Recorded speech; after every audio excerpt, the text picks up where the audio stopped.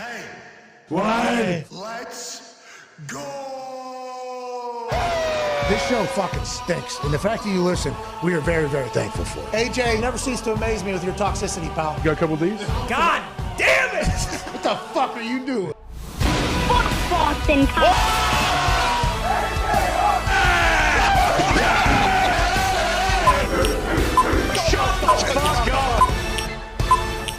Hello, beautiful people. Welcome to our humble abode, the Thunderdome. On this Monday, July 10th, 2023, this sports program starts right now. Sports! Are happening. Hey, home run derby tonight. All-Star game tomorrow. ESPYs on Wednesday. It's a great time. Hope you had a fantastic weekend. A lot happened. We will dive into all of it. The Toxic Table is here at Ty Schmidt, at Boston Connor, and at Boston Connor's mullet. Looking great after a good weekend in Indy, I heard. Yeah, unbelievable weekend. You know, Indiana, sometimes I do just hit the ball out of the park, and they did this weekend. You know, I got to experience a lot of different things. Went to the PXG store, one of the nicest places I've ever been in my entire life. Absolutely first class from all parties, not only the gear, not only, you know, the hats they had, but the people working there were incredibly polite. They were quick. We were in and out. It really was a fantastic weekend. So it sounds like you just went out of your way to say a lot of things there. What's that? Indiana hit. Oh, it was certainly a weekend I never thought of. Yeah, I'll never forget. I've heard stories from the downtown boys all morning about you guys having a blast. We did. That's what I've heard. I heard live music was happening this weekend. Unbelievable. I heard they were dancing, get some sun. Everybody, Little drinks, yeah. So I like the fact that you said, you know what, that PXG store is fantastic, because it is. Yeah, it stood out when. Sounds like you did not believe a lot of the things you were saying there, though. No, I mean, I was told things that about, you know, the store in particular. My friend said, you know, it took him a while to get his stuff and to check out. And I said, whoa, slow your roll, buddy. That is not the PXG store that I've been to, because it was perfect. Okay, well, I appreciate you forcing a PXG plug in there at the beginning. Hey, and I know Tahoe PXG week. will be very thankful. It is Tahoe week. I can't wait to get out there, man. Yeah, I'm pumped. I'm very, very excited. I've been putting in a little bit of work in that golf simulator upstairs. In that full swing simulator upstairs, I've been putting in some work. I appreciate Full Swing, too. Yeah.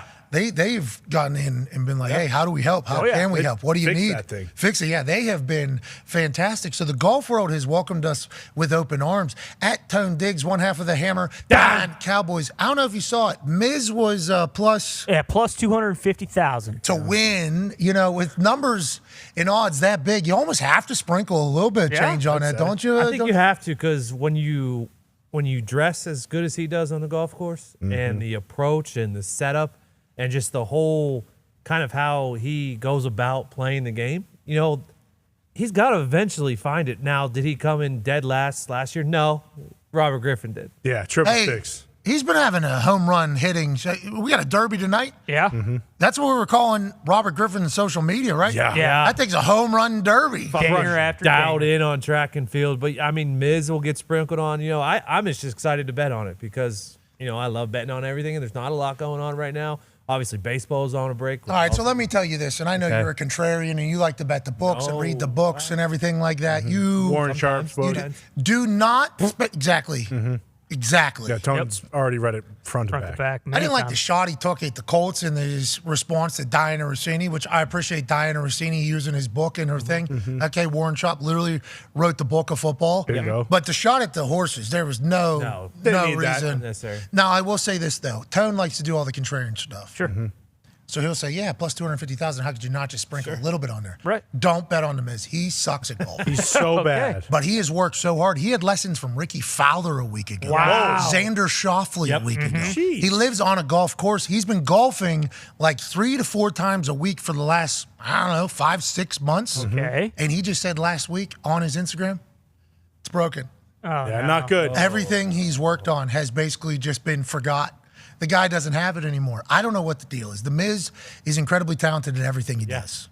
You put a microphone in his hand, you're going to want to listen. Crushes. You're going to want to do it. He's been wrestling in WWE for so long, very rarely misses a day because he's in such great shape. He focuses on golf all in. I'm afraid, though, that guy's never going to be able to fucking hit a golf ball good. Yeah, really. It's he loves it. He wants it. He's a great guy, too. Want the best for him. I don't know about great guy. I was gonna say, Oh, really? He's a good guy. Yeah, you saw. Sometimes. He was kind of you know, he's kind of a coward down there at WrestleMania. Well, yeah, he pumps his gums and he's got tiny balls, but I mean, that doesn't mean he's not a great guy. Yeah, valid. You're right. Yeah. 100% right. Shouldn't take away from the goodness of a man there just because he's got little itty bitty balls. And every once in a while he starts speaking out of pocket and acts like a coward every once in a while. Sure. Browns fan. Yeah, from Ohio. Yeah. Doesn't mean he's not a good guy. You're right. He is a good guy. Do not bet on him. The people to bet on, though, like Tony Romo's going to want this. He's the favorite. He is the favorite. Steph Curry's going to want this. Big time. Well- Joe Pavelski. What? I mean, I saw him. Yeah, I don't know if I'm comfortable betting on Steph Curry. I hope he goes out there and plays but I just after watching the match, I just don't know how he can. It's Romo and Marty Fish who are the favorites. Well, Marty Fish has been chirping a little bit on the internet at me. He needs not worry about top 40 players, which is what my goal is. My goal is top 40 this year. All right, top 50 obviously is something that I should be shooting for. Yes. Second time in this, but I've been saying top 30, so I've negotiated with myself. Compromise. Feels like top 40 is the right expectation here, and I won't leave miserable, and I'll at least feel good about the whole. Next year, though, we're going top 10. You have to. Okay, next year we're trying to go top 10. This year, though, top 40. We've learned a lot about golf over the last month and a half in that Full Swing Simulator. These PXGs, and yes, they are our official partner in the golf world. Let's go. Hell yeah. That's right. Come on. We announced that last week. That's hilarious. Yes. Huge. That should not be happening for us. We're very thankful. But these PXGs are so forgiving. They're a tag team partner down there almost. I'm hitting it off the head of the fucking club and off the heel of the club, and it's still, still holding its line. Still going in the direction. So if I'm not searching for balls and behind trees and everything like that, what an advantage that is for how good of a time I'm going to have golfing. Yes. Right. And if I'm going to have a good time golfing, normally I'm going to do probably better when I'm having a good time. So I think the PXGs are making me feel better, more confident, have a better time, which ipso facto should make me a better golfer and has made me a better golfer on the simulator. We're not 100% sure, though. No. When we get out on grass. We touched grass last week. We touched grass one other time. So this will be my third time on a course this year. That's an aggressive decision.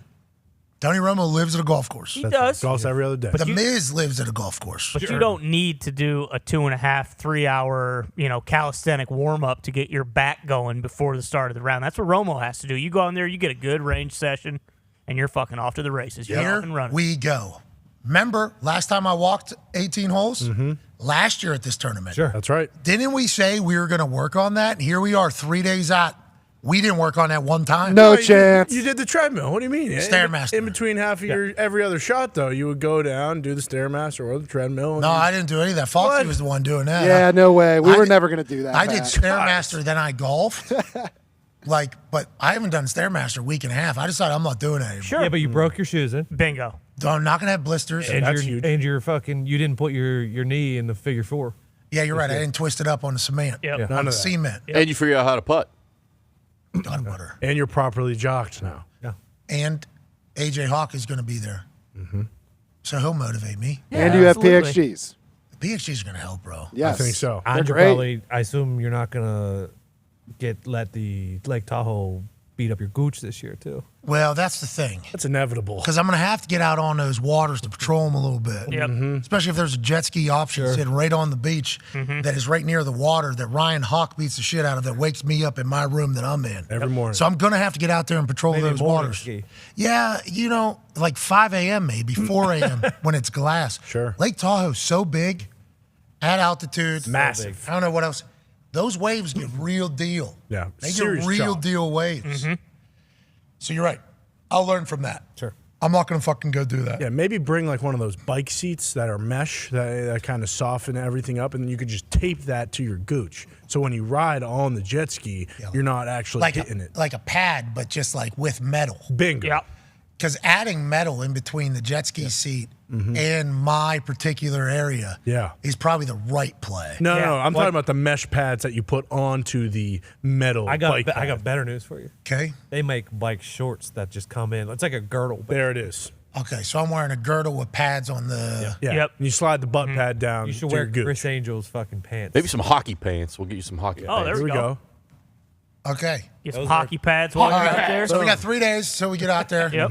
Let's go ahead and get all that in order. The boys are going to be doing play-by-play and Keller commentary of the round on Instagram, Twitter, TikTok, and YouTube Shorts. All on Instagram stories. Obviously on Twitter, I believe it'll be a thread. On TikTok, I know nothing about it. But it'll get figured out over there. What about? And on YouTube, it'll be, I do know a little bit about it, I guess. I've been told. Right. Yeah, I mean, we've all kind of been told, I guess. Knew that But on the YouTube Shorts, too, is where we'll be uploading live from the course. The boys will be doing commentary. Cannot wait to hear what comes out of your guys' mouth and how that whole thing goes. Yeah, very excited. Obviously, the Thursday round, I'm assuming, is going to be with Aaron again, with you and AJ. Friday will be, yes. Yeah, Friday, excuse me. And then Saturday and Sunday. It'll be cool to see where we're sitting at as far as ranking goes, because that's going to determine a lot on who you're going to be playing with and who we're kind of going to be following, too. Yeah, because we played with Miles Teller last year. That was fresh off of Top Gun. Maverick. Doing the rooster dance. That was like his, he said this, not me, so I'm not taking a shot.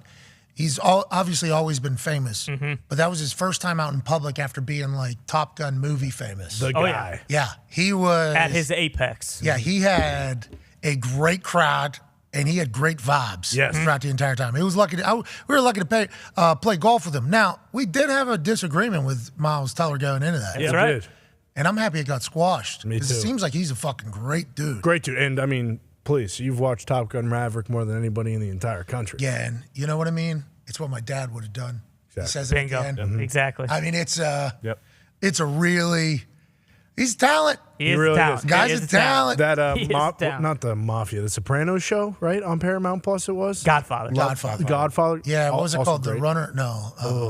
The Offer. The Offer. There it is. There it is. Yeah. Great. He was Yes. awesome. Yeah, so I'm excited to see him again. But playing with him, to your point, that's a big deal who that person is. Big time. Especially if you guys are going to be doing boom. From now, where the fans are standing, you're not getting any special treatment. No. Just where the fans, anybody could be doing what you guys are about to do. And we hope we'll see some people out there. Obviously, come see us. We'll be having a blast. But you guys will be doing that. If it's somebody who we get along with and know and has a good personality, can really start, you know what I mean? Turn it up a little, Come on. We had Rob Riggle. Awesome. On Sunday, he was fantastic. He was taking golf real serious, though. He was, He was locked in for the entire round. Like he was, so your guys' shits might not be, and my shit was not necessarily welcomed at all times. Sure. And by he wasn't being rude to us, but me just reading the room, there was a couple times where I'm like, don't need to say what I'm about to say to Rob Riggle right now. Yeah, exactly. Don't need to quote a movie that I've heard him yell in right now. Do an oorah for Travis him. Kelce was right around your score last year. That'd be a good That'd time. be nice. Josh Allen was right. Vrabel was right. He knows the lay of the land out there too. Travis Kelce's been there a long time, so he's really comfortable on some of those holes. Like it gets like 17 is the one where everybody's on the water and they're in the beach and on their boats and shit like that. Par3. It's wild. It's awesome. Very. It is an awesome, but I don't know how to operate it. Like I see these videos of people hucking footballs into the into the water and into boats and stuff like that. And I'm like, where are you getting these footballs from? And then once I got there, the only footballs that I was getting handed to me had markers on them from kids. Yes. That were throwing them out to me. And I catch them and sign them. I'm like, I'm supposed to just, and it's a little kid that threw it to me. It's like, I got to throw it back to this kid, I think. I don't know I don't know how to operate over there. Yeah.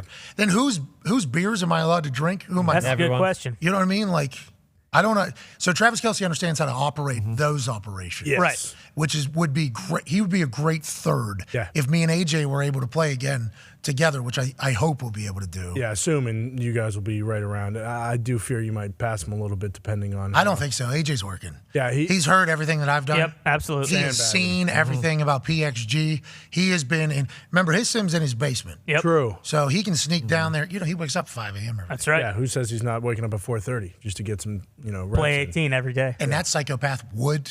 He'd do it. He would 100%. do that Yeah. strictly so that whenever we get out there, he could hear us all call him a sandbagger and get mad. He goes, "What? Best I've ever played. Never What, happened. you think I'm always doing this? No, I've been on course 2 times." It's like, all right, Yeah, What if it's come on. Urlacher and AJ and Urlacher Dudley drop some poor fan? bro, the 3D would be That'd be a dream. incredible. Yes, it would. But I fear that Urlacher's like top 10 in this Yeah, thing. he's a player. He Very finished 23rd last year. Man, top 40 might not be attainable if Urlacher. Oh, no, definitely. If you look at who. Who scored in who's in the 40s? Do they have that? Right around the 40s. Larry Fitz, Alex Smith, Pat P. Okay. Feel good about that. Those guys golf a lot. Those guys are all A lot. Let's go. players. Mahomes and AJ were 50th. Okay, so maybe we do move that to top 50. Top 50. Maybe we move Top that. 50. Yeah, top 50. Okay, so we're going top 50 this Okay. Hell yeah. Hey, let's go. Why not? Patrick Mahomes has quote tweeted my morning round today up in the sim, and he said, swing looking nice. Please don't beat me this year, bro. Which I don't know if that was a reminder that I didn't beat him Yeah. last right. year. That's what it felt like. You know, it might have been in there. Who knows? Sounds like his type of where he's bullshit. coming from. But I do appreciate the fact that he says the swing looks nice. I think so too. Yes. You know, it's a short swing. John Rahm, little phenol. But I'm liking what I'm doing with the club right now. And you know, we just watched Patrick Mahomes beat the shit out of the fucking NBA. Yeah. Out of Steph Curry. So I think you're pretty safe, Pat. I think I'm probably going to be 20 to 30 guys behind you if I had to guess. But Patrick Mahomes has a par 3 in his backyard. He Yeah, does. exactly. And Yeah, boy, that's his house is incredible. That's what, and you let a guy who's an athlete like Patrick Mahomes have the opportunity just to hit some balls at night whenever you're hanging out with the wife or whatever. Like, he's going to pick it up. Oh, yeah. Patrick Mahomes. Oh, yeah. Patrick Mahomes is going to pick up golf. That is just naturally in his DNA. So he's only going to get better from probably what we just saw him. So, hey, Patrick, if I'm in the ballpark of the Patrick Mahomes score, I will be honored, sir. Absolutely honored. Does he love football as much as Russ Wilson, though? Because his field was not as big as Russ's field. That's a good point. Well, I think he's only working on like first 10, you know, because that's his. Yeah, right. Yep. When he's shaking around there, he's got to do it. Yeah. And they also, I saw a stat this weekend. The Chiefs had like only 2 touchdowns over 19 and a half yards passing wise. Yeah, completion. Yeah. The yardage of average completion yardage for Patrick Mahomes is not that long. No. And I think the reason why we think that it's longer is because that motherfucker runs 40 yards this way. Yeah. So he's throwing 55-yard, 5-yard completion. Exactly. You know, it's not a bad little game plan. No, I mean, if really. they actually accounted for that, he would have thrown for like 12,000 yards last year. Yeah. But, Yeah. you know, What's the deal? unfortunately- I don't know. It's a good question. That's just like punters. They don't count the yardage They should. behind the Where- line of scrimmage. Exactly. Because I'm putting from 10 yards behind the line of scrimmage. So when they're like, that's a 45-yard ball, actually, that was a 55-yard ball. Thank you. Well. When you see a 60-yarder, it's like, actually, that was a 70-yard bomb that just took place. But field goal kickers get it from the spot Yep. where the ball was kicked. That's interesting. And I think it's because the ball was spotted there.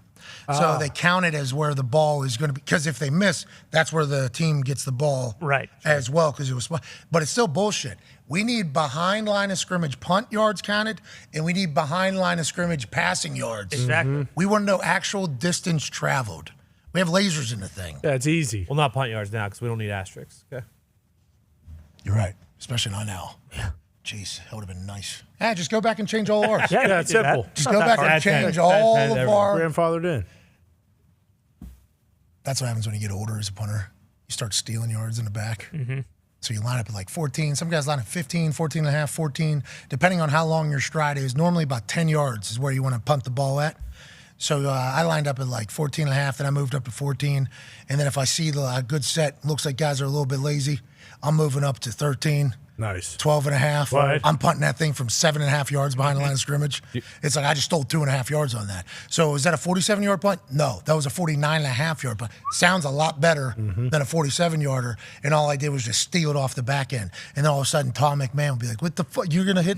Yeah, what's You're gonna this? hit a guy in the back of the fucking head? Okay." Dude. I'm like, well, guys look a little lazy, look a little comfortable. Just try to steal some off the Did you back. tell the long snapper that What's that? you're moving up a little bit? No, I didn't know helps if you- him.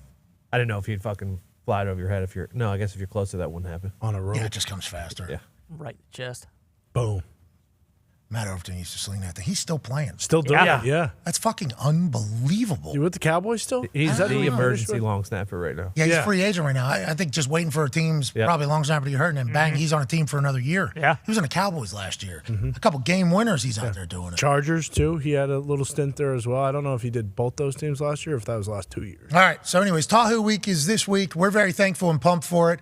Also, I do believe I'm going to have a microphone at the ESPYs. Whoa. Hold the phone. Yeah. When did The that get- ESPYs? Yeah, Wednesday night, the ESPYs. I believe I'll have a microphone at it. Holy shit. That's awesome. I do believe. For a long period of time? Or Okay. what do we think? TBD or Yeah. I don't know. I don't know. TBA or- I think it's pretty early. I think it's going to be pretty early Okay. in the program. I think it's going to be good.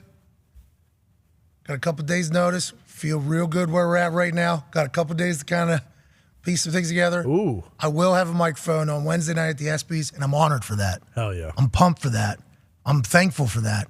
And I can't wait for that. Because then immediately after that, we go right into Tahoe. What? Then we got your guys' coverage all Friday, Saturday, into Sunday maybe. Hell yeah. We're about to have a great fucking time. Let's go. Hell yeah. Jacked up. Let's go. All right, let's Tahoe talk week. about some sports right now that aren't necessarily as positive.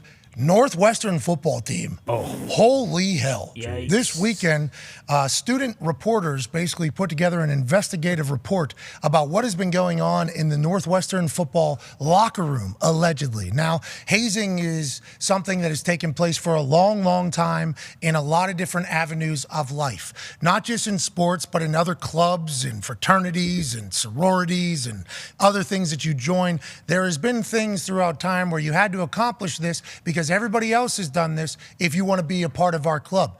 A lot of it is, in the past, has been terrible. Sure. Brutal. Terrible, terrible. The stories I've heard about what people have had to do to join certain clubs, or maybe what a team did to somebody in some other place that I wasn't at and I just kind of heard about. There's been some horrendous stories in the name of hazing so that people can feel as if they did everything everybody else did to become a member of a group. Hazing used to be something that was just kind of understood and not talked about. Then everybody kind of rounded up and said, what the fuck are we doing? Why are we...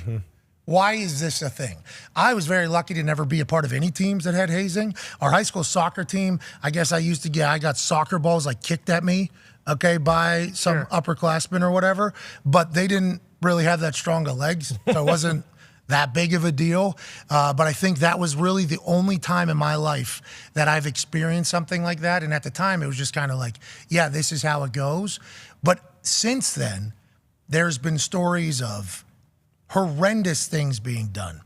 And as those stories started getting leaked and learned about, the sports community almost said like, hey, all right, we don't need to do this anymore. This is something that doesn't need to exist. When I got to the Indianapolis Colts, Peyton Manning, who will be joining us in less than an hour, he said like, we need the rookies to play good. So the last thing we need to do is piss off all of the rookies. You used to hear about haircuts happening. I believe Tim Tebow's haircut was obviously out there in the NFL. I had to carry pads and balls and things like that. That's kind of like earn your stripes as opposed to hazing. But the level of hazing that was being talked about happening at Northwestern football, I did not know was still happening at any big name places, really professional places in the sports world anymore. Legitimately did not know that. Call me naive, but I also think a lot of people are just like, we're not really doing this shit anymore. So the fact that what was being reported was reported and we're just now learning about it is also a little shocking. Yeah. Because if they were really putting purge masks on and dry humping these freshmen who are making mistakes in practice and they had a title for it called running, you would think at some point one of these freshmen wouldn't make the team or have a successful career at Northwestern or maybe transfer somewhere else, and they would just say something, and this would have got out. Allegedly, this has been happening for a good amount of time where this was just kind of the understood thing that takes place. There was other things talking about other wild antics, I'll say. And then the person that also put this out, or one of the people that put this out, said that the anonymous whistleblower, I guess would be how this is, that's telling this entire story, took a picture of a dry erase board that had a couple of the hazing activities on it. And the way it was reported, the reporter said, and he alleged that this was in the middle of the locker room. So if there was a dry erase board in the middle of a locker room where media, I assume, goes in, family goes in, the team goes in, how long has this been happening? And how are we just now finding out about that? And also follow up like, hey, we kind of stopped doing this. So like if you Northwestern kids could maybe get with the program, that'd be great news. But obviously apologize to anybody that had sports go bad for them. That's a quick way to ruin sports for people. Whenever they feel as if the people they're going to work for and with actually are kind of disgracing them. And that's not a good sports memory. We don't appreciate that. But also, how do we not know about this a lot earlier, especially with the player alleging, which I don't see how this could be true in 2023, 2022, 2021, 2020, 2019, 2018, 2017. I don't know how. Allegedly, Coach Fitzgerald knew about it the whole time. And it was kind of like a part of it, especially if they're saying that's in the middle of the locker room. It's like, how is that even possible that we haven't found out? A lot coming through. We're learning stuff.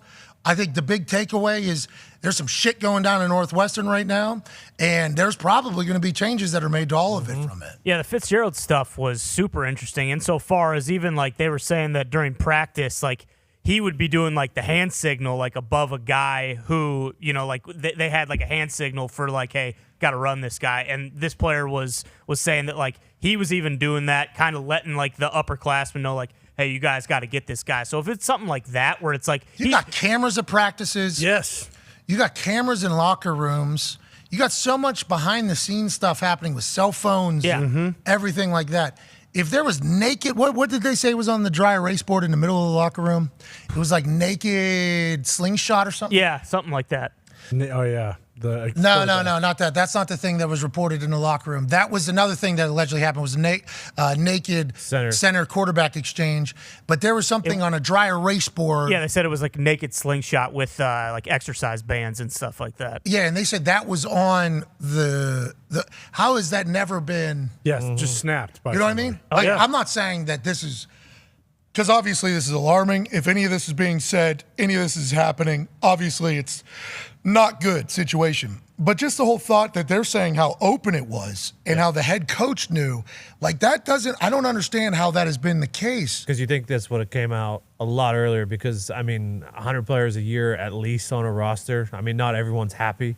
A lot of transfer, and look at the transfer portal's filled. Yep. The former, here's from Adam Rittenberg, the former Northwestern player sent ESPN a screenshot of a whiteboard, which he says was in the middle of the locker room. Images headline Shrek's list and includes a list of players' names and several bulleted items, including naked slingshot and naked bear crawls. So Adam Rittenberg basically said he said that this is in the middle of the locker room. Why won't they just release the screenshot? Yeah, exactly. Are they trying to protect the player? Or What is it a selfie with I the was thing? going to say, yeah. Or they the not players allowed? that are on there, like the names that are on the list? Maybe. Can't you just blur those them out? Yeah. Because if naked slingshot, and we could probably see like if that's in the middle of a Of the locker room or yeah. not. Yeah. You we know what I definitely mean? could. Like that's something you could probably figure out. Yep. Because if it's in the middle of the locker room, Coach Fitzgerald's a part of it. It's been happening for a long time. I have no idea how we haven't heard about this.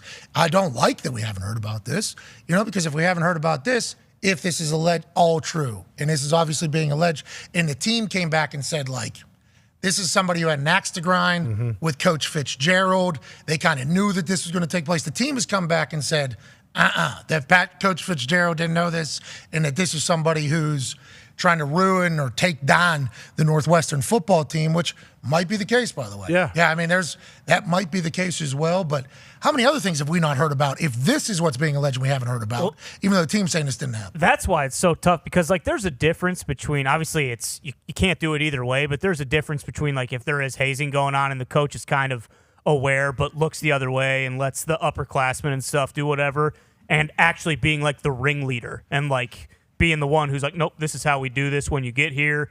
Like that's a massive like Naked bear crawls. Yeah, Yeah, picking exactly. people Hey, too. You're naked slingshot today. You Yeah. jumped off sides twice. But then also like the president, I mean, he suspended him for 2 weeks and then came out immediately after and he was like, yeah, that was a bad decision. We're going to have to go back and kind of think long and hard about what we're actually going to do here. So like it does seem like he's in serious hot water. Definitely. I mean, if any of that was happening, he's in trouble because obviously it's his team, his Right. program, his organization.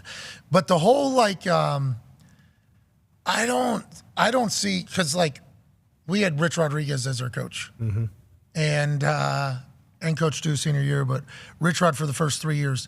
There was definitely stuff that we were potentially doing that he did not know about. Sure. You know what I mean? Now, granted, could he have found out about it if he wanted to? I would assume. Yeah. But I mean, we had parties with his entire graduate assistant coaching staff. And then the next morning, he had a meeting and asked, everybody that was basically at the party to stand up and all the graduate assistants to basically come to the front of the room and said, when you guys are partying, these are the guys that you're fucking. 1 year left. These guys are trying to make a living. And you guys are having parties and a good time. And I was looking at a lot of glossy eyes from motherfuckers that are all at my potential party. I'm seeing this whole thing. So there is obviously a world in which the head coach is isolated because he doesn't want to know, Right. or could potentially find out, or just, hey, don't tell him. Yeah. So I'm excited to kind of see the investigation roll on. But yeah, that was an alarming shit to read happening in 2023. You know, 'cause Oh, yeah. I thought hazing has kind of Thought so as well. slowed down and kind of changed a little bit. Still got to earn your way in some places. I believe in that. Still got to earn your stripes a little bit. Herbie and Mitt do the trash still. Right. You know what I mean? Herbie is going to go grab something out of a car if it is needed. Herbie's going to go pick something up if it's needed. Exactly. Like, that's not hazing, though. That's like, We're hey, not you're the stripping new him- guy. We're not stripping him down butt naked and throwing footballs at him while he crawls across the basketball Yeah, court. but what I'm saying is like everywhere potentially has these things for the new person. So not everything can get lumped into like they're hazing me. Like, no, like they're just seeing if you're the right person to be there. So like that is a whole nother conversation in this entire thing as well. But that shit can't be happening. And if it didn't happen and this person's just raising hell right now, Yeah. I hope it comes out and I hope that person gets ruined on the other side as well. Fitzgerald's been the head coach since 06. He's been there since 2001. Like, did he take this over and it's been happening for fucking 18 years, or like did he just implement this in 2015? Like, what the fuck? That's also like how did this happen? So you think when he laid out his plan to be the I coach, don't know. I love this place. You remember what we used to do? We used to run guys. He's in his interview with the president. Yeah. What does that mean, coach? Like around the field? No. Around the locker room. Elephant walk. How Yep. so? Bunch of dongs humping him. Yep. Oh. Purge mask. Whole thing. That's what we used to do. The team How do is you get good? Northwestern back? We gotta Do that. do that. We institute that tomorrow. That's crazy to think. Like, Yeah, we, at used to do it with Northwestern, too. fucking no pants on, but now we dry hump. So it's cool. Yeah, modern day. Everything's weaker these days. Let's pivot away. We hope none of that happened for the sake of everybody involved. Feels like that did happen somehow. Yep. We'll continue to keep an ear to the ground. Speaking of an ear to the ground, we got boots on the ground in Las Vegas for Summer League. Ladies and gentlemen, joining us now from the Athletic, the Stadium, and FanDuel TV. An absolute dog when it comes to NBA insiders, even though the logo says, I'm a wolf. Yeah, what? Okay. Come on. Okay, Jerry. We get it. You're the logo. And then LeBron goes, that's what I'm saying. Like, we get it. Come on, guys. Okay. Wolf mentality. That sounds cool. Right. Get out of here. Ladies and gentlemen, Shams Charania. Hey! Shams, you look awesome. You're in Vegas right now, hanging out. Looks like a sweet backdrop there. You got one of them good rooms, it looks like. I'm in Vegas right now. Day 3 or 4 for me in Vegas. I'll be here the rest of the week, so I'm excited. You know, I've seen both Victor Wembanyama games. It's been fun so far. Okay, yeah, we'll definitely talk about Wemby. Let's talk about you being in Vegas 3-4 days though. So a lot of waters here, huh? A lot of lunch. What do we? Have you been staying professional, or have you been letting Sin City maybe dance with the bowels a little bit? Ooh. No. I've been staying very professional. The issue is sometimes when you're in loud environments, there's a lot of yelling in order to speak. Oh, they call Exos. Yep. Yeah. And your Encore So I Beach found Club. myself- Yep, The that's right. sphere. Yeah, Sphere. I'm trying to project, Pat. I'm trying to project, get my points across, have dialogue, conversation. Yeah. And I find myself yelling. I leave, and then I wake up the next morning, my voice is almost gone. But Yeah. I'm feeling good. Shams is in there. I'm excited. You wasn't with them shooting in the gym. Yeah, you're screaming with everybody. Yeah, yeah. We know what you're doing. We know what the Summer League's about. The Pacers had their entire team there. Yes. Feels like this is like an NBA vacation, an NBA field trip. Is that what it feels like at the Summer League? More people there this year than normal. Not a bad watch, it feels like. No, like everyone is here. I mean, when you talk about players, team executives, agents, like everyone around the industry that needs to be here is going to be here. And even like Michael Rubin's event on Saturday night, like that was definitely a who's who of people. It was packed in there. I think that's where I kind of lost my voice. Oh, were you there? Michael Rubin's parties, really loud environments. Oh, nice. Was Little Baby there? He performed. Wow. Little Baby performed. All right, Meek Mill. 50 Cent's going to be pumped Were to the hear that. Zions there? Hey, those parties seem absolutely bananas. Let's talk about some of the Summer League action. And we're pumped that you're at those parties. Let's go, Shams. Come on, Shams. Come on, Shams. I'm making the rounds, Pat. Making the rounds. Big. Shaking hands, kissing babies. Or kissing babies, shaking hands. Chugging beer, either way. Whatever you want. all that. We got it. We understand what you're doing. Let's talk about the on-court action. Wemby Terrible at basketball. First game, this guy doesn't know what he's doing. He stinks. What a bust already. First summer league game, he has no idea what he's doing. Then there's a situation, obviously, with Britney Spears being a big-time fan. Then his security takes her hands, slaps her in the face with it, kind of a little excessive, especially with Britney Spears. I feel like the security person that did it probably lied to Wemby about the story that happened. And then Wemby was kind of put in a spot. Nonetheless, he comes back in his second game, 27 points, like 12 rebounds, just absolutely goes berserk. What are we thinking about Wemby now? And what were the conversations taking place after that first game that was kind of a dud?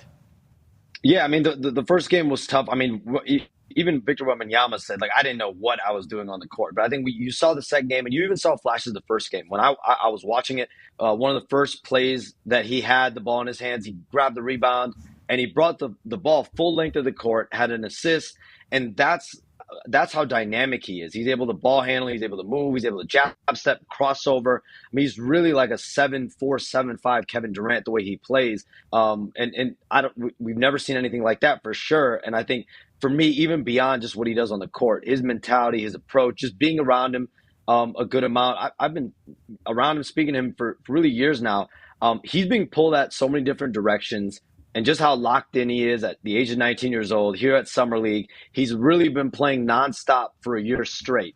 And then he goes right to New York for the draft. He does a lot of media stuff, a transition to San Antonio. It's been nonstop for him. He's staying locked in. He hasn't had a break. And now I think, given all the pressure, given everything that he's had on his shoulders, he's taken it in stride. And I think he's built from a mindset perspective to be really great in this league. Yeah, he's free in this universe to do whatever he wants. That's right. Whenever we heard him on the Old Man and 3 podcast, we knew, okay, this alien is a deep thinker as well. This guy is going to be able to figure it out. Has he talked to Britney? Do you know? I have not heard. I mean, knowing how locked in he is at just Summer League and just playing in these games, I'm sure he's pretty locked in. But one thing about that video, Britney, though, bitch. You know, she was loud. Victor Wembanyama was literally just walking forward. He didn't look back. There wasn't any, and I've seen him walk through lobbies, whether it's draft week, and even here, like, I don't know if it's his instructions, but just keep walking, let the security, everyone around him kind of take care of, anything that occurs. And also, he's 19 years old. This is his first real American spectacle, him out in Vegas. I assume there's going to be a lot of people. He also probably just trusted, and I don't know if this is how I see it going. You probably know more. The security that grabbed her hand and over excessive, ridiculous. It's also Britney Spears. You could see that's fucking Britney Spears. What are we even, you know what I mean, doing here? That's the person that I assume Wemby, respected when he said, hey, what happened? This is what happened. She grabbed the back of you. I grabbed her, might have done that. So then Wemby speaks to the media, and he says, and then people now are saying, Wemby's a liar. He didn't lie about it. It's like, I would assume, if you watch the video, that's what he was told by somebody, that he was probably told that he should. That was probably a former police officer. That's probably walking around with Wemby. I mean, that's a fucking, that's probably a federal aid. That is somebody. So definitely a welcome to superstardom in America moment for him. But I think we'd all recommend, should go talk to Britney, and just say, hey, sorry about it. Right. Put the swords down. I'll report back. I'm going to report back now. We got to get to the bottom of that. Because figure it out. She's so lucky. She's a star. But after that, she cried with her broken heart thinking. She needs to talk. I think too, but I don't know if I can get there. Yeah, it's because you've been boozing in Vegas, which is what you should be doing. Yelling. Connor is yelling while boozing. Exactly. Yeah, that's the 1-2 punch, pal. That's the. Oh, this is awesome. Hey, you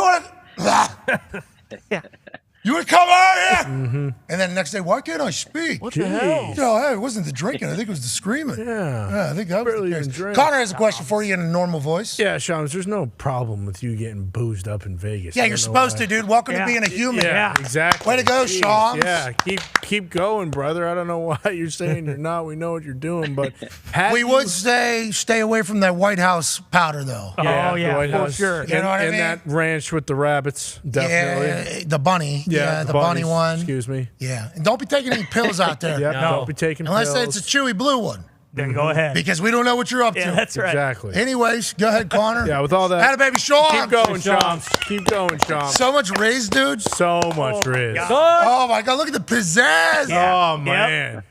Sorry about it, Sean. Anyways, Connor. Yeah, Shams, once again, too, the pizzazz is commendable. I don't know why you're rejecting it. But when we're talking about, one of the bigger stories in the NBA, it's obviously Dame Lillard. Have there been multiple teams that have made offers for him yet? I know his agent said, look, if the Miami Heat aren't getting him and someone else is trading for him, then you're getting an unhappy player because Dame only wants to go to Miami. Is that for sure going to happen, or is Portland kind of looking at all the offers and they need to do what's best for the team, not so much what's best for the best player in the history of their franchise?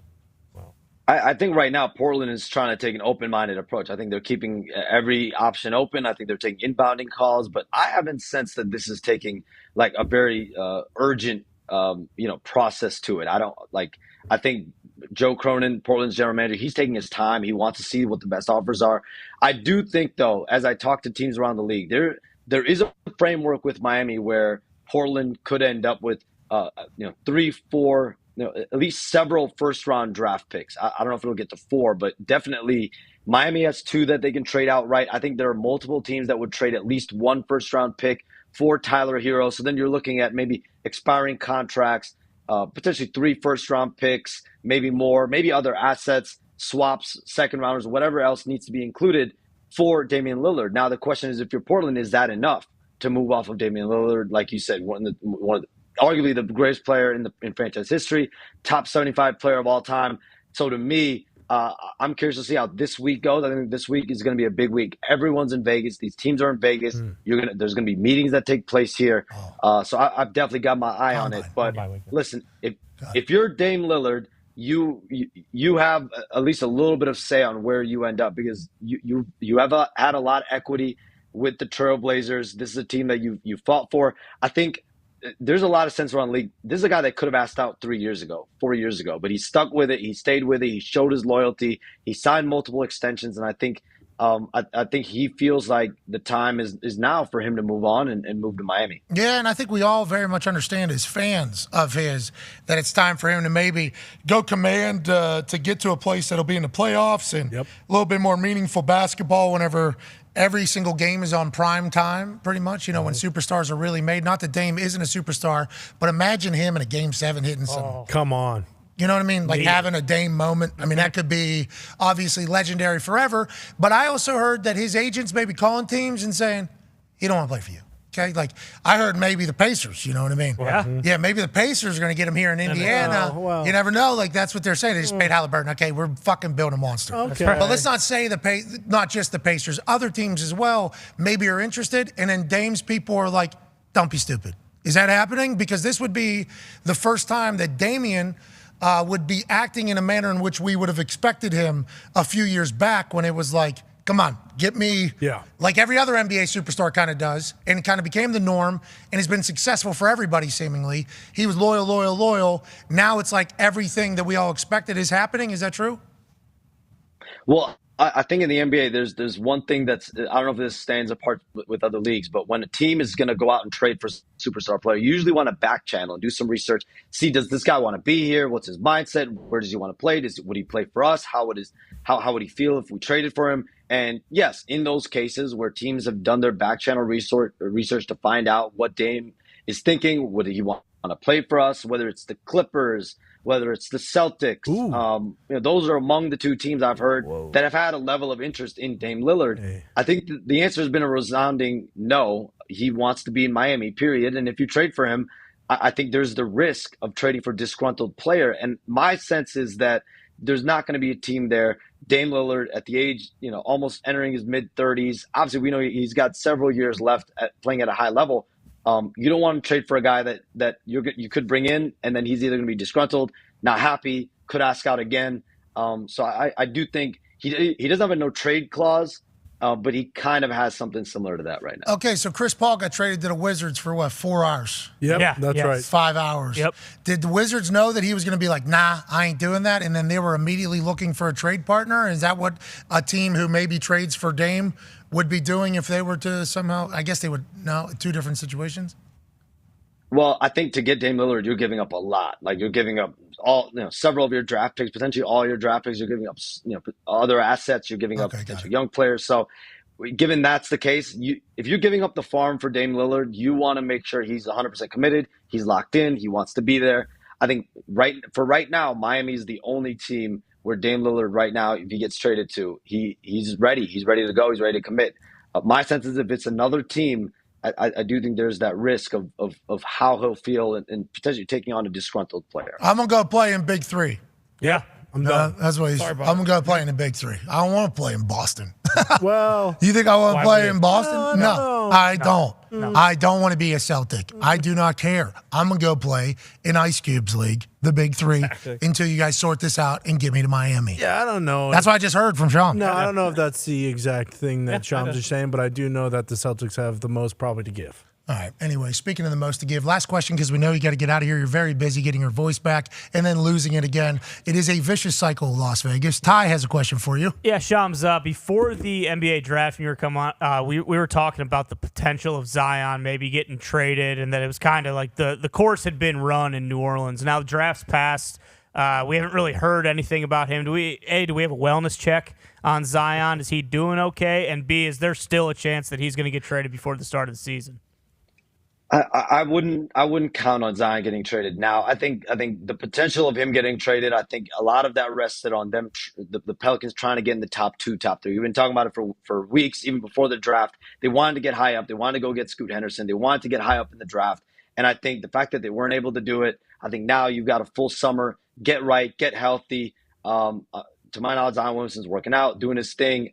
There was just that video, I think, a week or two ago of him doing a 360 dunk at a camp. So it seems like he's feeling good. Here we go. He's trying to ramp up. And even Willie Green said on the telecast the other day, like he's feeling good, and we're hopeful. Listen, this is a Zion-friendly program. If Zion Williamson's 100% healthy, the 100%. Pelicans have a shot to be a true contender in the Western Is this Conference. professional athletics? You don't have to be 100%. If I'm 7'5", then yeah, I'm going to start in the NBA this year. Yeah, if he's 100, who's 100%?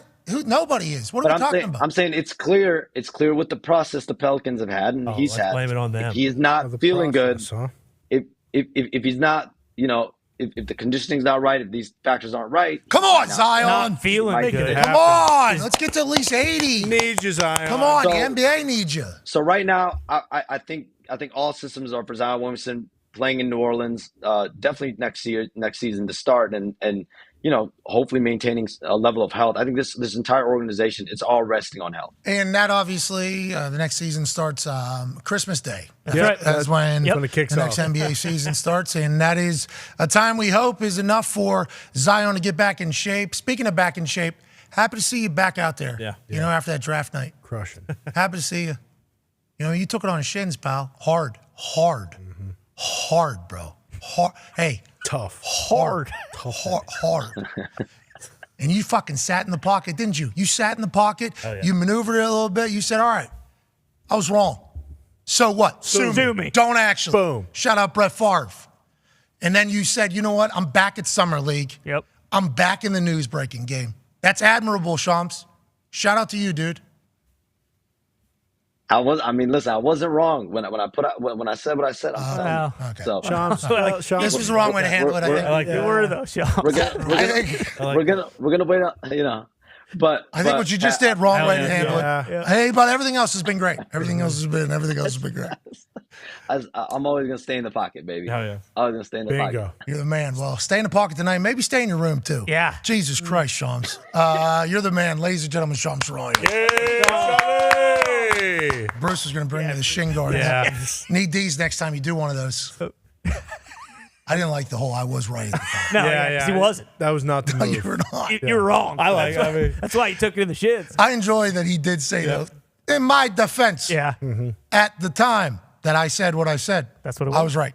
So how about Woj coming out and saying, all along. Yeah. The whole time. Welcome to the big leagues, kid. Shams back in there. He's partying with these people. He is. Maybe this is, you know what I mean? Maybe that draft night changed him. Maybe he's like, I need to change up how I get these sources and conversations. Feels like these guys are maybe Probably. bamboozling me a little bit, and then he started just housing beers and vodkas. He probably asked Ian for advice, and that's what Ian told him. Hey, go get drunk with him. He's at Ruben's party. Yeah. Just out there drinking everything they got in there and just telling everybody, hey, this is a new chance. Yep. You guys need me to be naked to put sushi on? I'll do it. I don't care. Joining us now is a man who holds many naked body hosting sushi parties. All the time. Guy who's the all-time leading tackler for the Green Bay Packers. He's a college football national champion, a Super Bowl champion. Whoa. A Ryder Cup winner, and the current president of Ohio. Ladies and gentlemen, AJ Hawk. AJ, how you doing? Happy you could join us here about 9 minutes early. In like 14 minutes, we got Peyton Manning. And then after that conversation, we're going to have Jim Irsay. What? So we're not going to be able to get a lot of your thoughts and takes on things. So thank you for joining us early. It's Tahoe week, AJ. Let's go. Let's go, pal. Tahoe week. I heard you talking. You feel pretty good about your game, don't you? I do, man. I'm trying to get top 50 this year, pal. I'm trying to get top 50 this year. How do you? Top 50. You'll easily get top 50. You know that. No, we started looking at the names.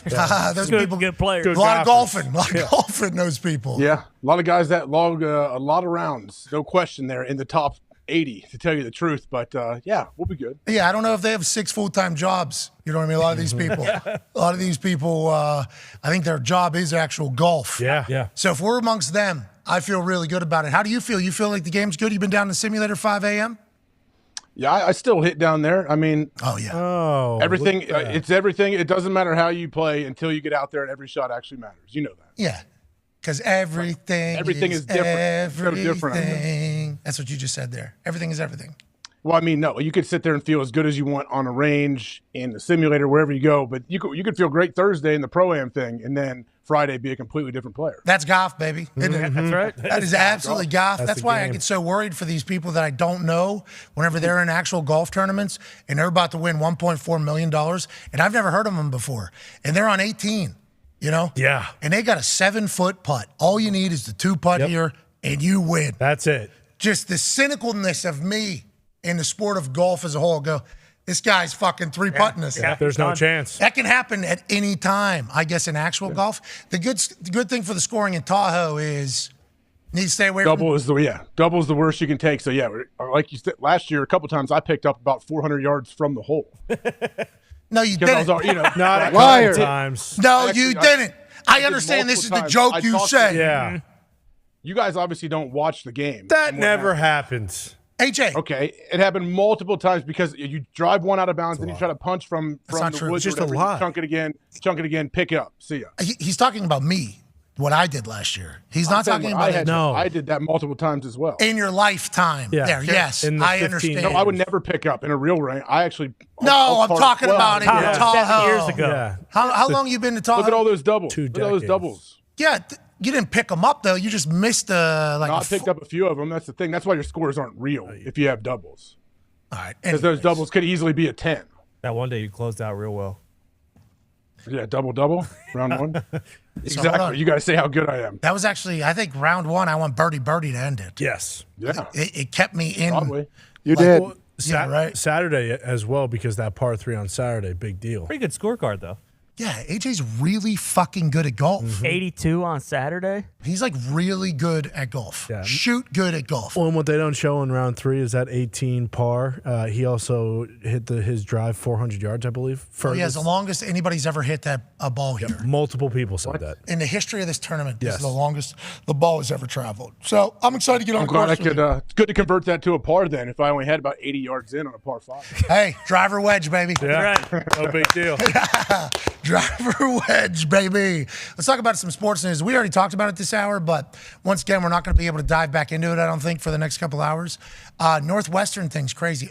The Big Ten continues to be the shining light on what the hell is going on behind the scenes. Now, we chatted a little bit about how Coach Fitzgerald, if he allegedly did all the things that are being reported where he was almost like telling people, hey, need to put the purge mask on and dry hump this fucking guy, need to put the purge mask on and dry hump this guy, need to do naked bear crawls with this guy. That's kind of how it was being alleged. In 2023, they're saying whiteboard was in the middle of the locker room. How do we not find out about it? And what else have we not found out about? And this is alarming, obviously, all of it, AJ.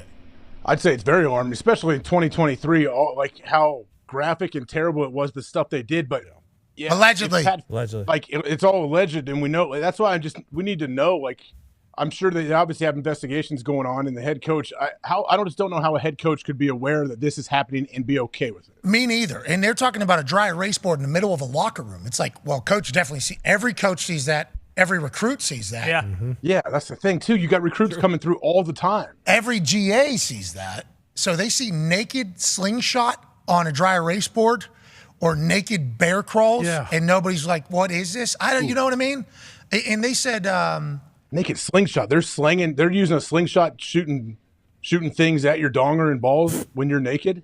I'm not 100% sure what the naked slingshot is. Sounds like you do, though. Yeah. Sounds like you do know what the naked slingshot is. What else would naked slingshot be? No, yeah, it was exercise bands. They were like making them big old rubber naked ones. with exercise bands and like slinging them down the hallways and stuff. On like seated with wheels. Like, I don't know if it said seated wheels, but that was the genesis of the naked slingshot. Anyways, that's on a dry erase board, allegedly in the middle of the locker room. It's like with every human having a camera on their phone. I don't know hard to believe. That's hard to believe. Yeah, like I'm assuming shit did happen. Okay, obviously. Yeah, there's way too much, and they said that there's been evidence to support some of the things that have been said. So, like, obviously some of this stuff is happening, but now it's like kind of wading through to see what it actually is. And also, AJ, we kind of talked about this earlier. Like, I thought this type of stuff was done. You know, like sports kind of agreed to kind of like get rid of this type of hazing, which definitely happened in the past. I'm not going to say it didn't. Yeah. But like there came a time when everybody was like, we don't have to do this stuff anymore in the sports world. I don't know about in other clubs and frats and stuff like that. But it felt like sports people were like, all right, we're not doing this anymore. So that kind of startled me as well, AJ. Yeah, I mean, absolutely. I mean, it's not like this was acceptable 20 years ago, 25 years ago. I've been in a lot of locker rooms at every different level. I've never seen anything remotely close to what they talk about in this article. So, like, there's always those stories about, like, I've been very fortunate. Like, I guess, but AJ has as well. I don't know if it's the majority or the minority, but I was never really around it. Really around it. Very thankful, I guess, after some of the stuff I heard. But there was like high schools, like high schools that were getting in trouble for stuff that were like crazy. Oh yeah, that's the thing. Like there's high school different teams I know over the last 20 years, like terrible stories about guys like just stuff kind of like this Northwestern thing where coaches get fired and all that stuff. And I'm like, man, what like. I guess the people that can say anything were just too scared to speak up, I guess, or just stand there and say, no, I'm not doing it. But now, like, transfer portal and... That's the weird thing. You mentioned it. It's like, it's 2023. If you're doing this kind of stuff and they have for a while, like, you would... How many disgruntled people would have knowledge of this and would say something? Like, it's weird that it took... We would say, terrible if this happened. For sure. Yeah. But it's weird that it took this long for one person because, like you said, how many people have transferred or how many walk-ons have come on and been subjected to this kind of stuff? And it's like, it's just weird that we're pillow talking. Exactly. I mean, like, anything... You know what I mean, AJ? Like, especially in Northwestern with a lot of journalists. Yes. Like, pillow talk... That would be enough. If you came in as a freshman and you didn't know what was happening and you watched this happen to another freshman, that would make somebody transfer for sure. But I'm getting out of here. I don't want any part of this. Okay, we will get back to this later because obviously there's a lot to talk about. But ladies and gentlemen, it is time for a Netflix world premiere. Hell yeah. This week, Quarterback will be debuting on Netflix, and this 4.5-minute video is being seen for the first time by anybody. An Omaha production and NFL Films come together to create what we assume is going to be your next favorite football content. Debuting this week, ladies and gentlemen, Quarterback. Let's go upstairs now and read, okay? Let's do the book of why in Sports Illustrated. Yeah. Let's do that. That was a good one. Book of why. Why does the NFL have so many rules against hitting quarterbacks? First, there's the fact that when a quarterback is throwing a pass, he's in no position to protect himself. An injury to the quarterback can sink a team's entire season. Did you know the season-ending knee injury that Tom Brady suffered in the first game of the 2008 season led to a ban on hitting quarterbacks below the knee? And Dad is forever grateful.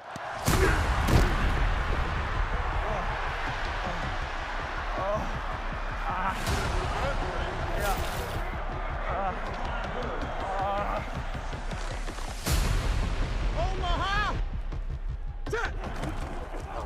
look, I'm a little biased, but for my money, there's simply not a harder position in sports than being an NFL quarterback. Hey, 25, that's you! Nice and hot. Oh my God. I mean, think about it. As the quarterback, every single play, you're the focus. Hey, 48, where you got? You got the 48. You have to know everyone else's job just as well as your own. You got these two over there. You can't hear half the time. The weather's bad. You got 300-pound linemen trying to kill you. Win or lose, you are going to be front and center. Great job! You have to give credit when it's good. You have to take the blame when it's bad. You have to face the music when times are tough. No one really to blame but myself. And there's always someone waiting to take your spot. Are you planning on making a change at quarterback? Beginning in September, each of the 32 teams selects one man to be their starting quarterback. And in 2022, that list included these three. Marcus Mariota. Hey, you get one opportunity a week. Let's put it all together for 4 quarters.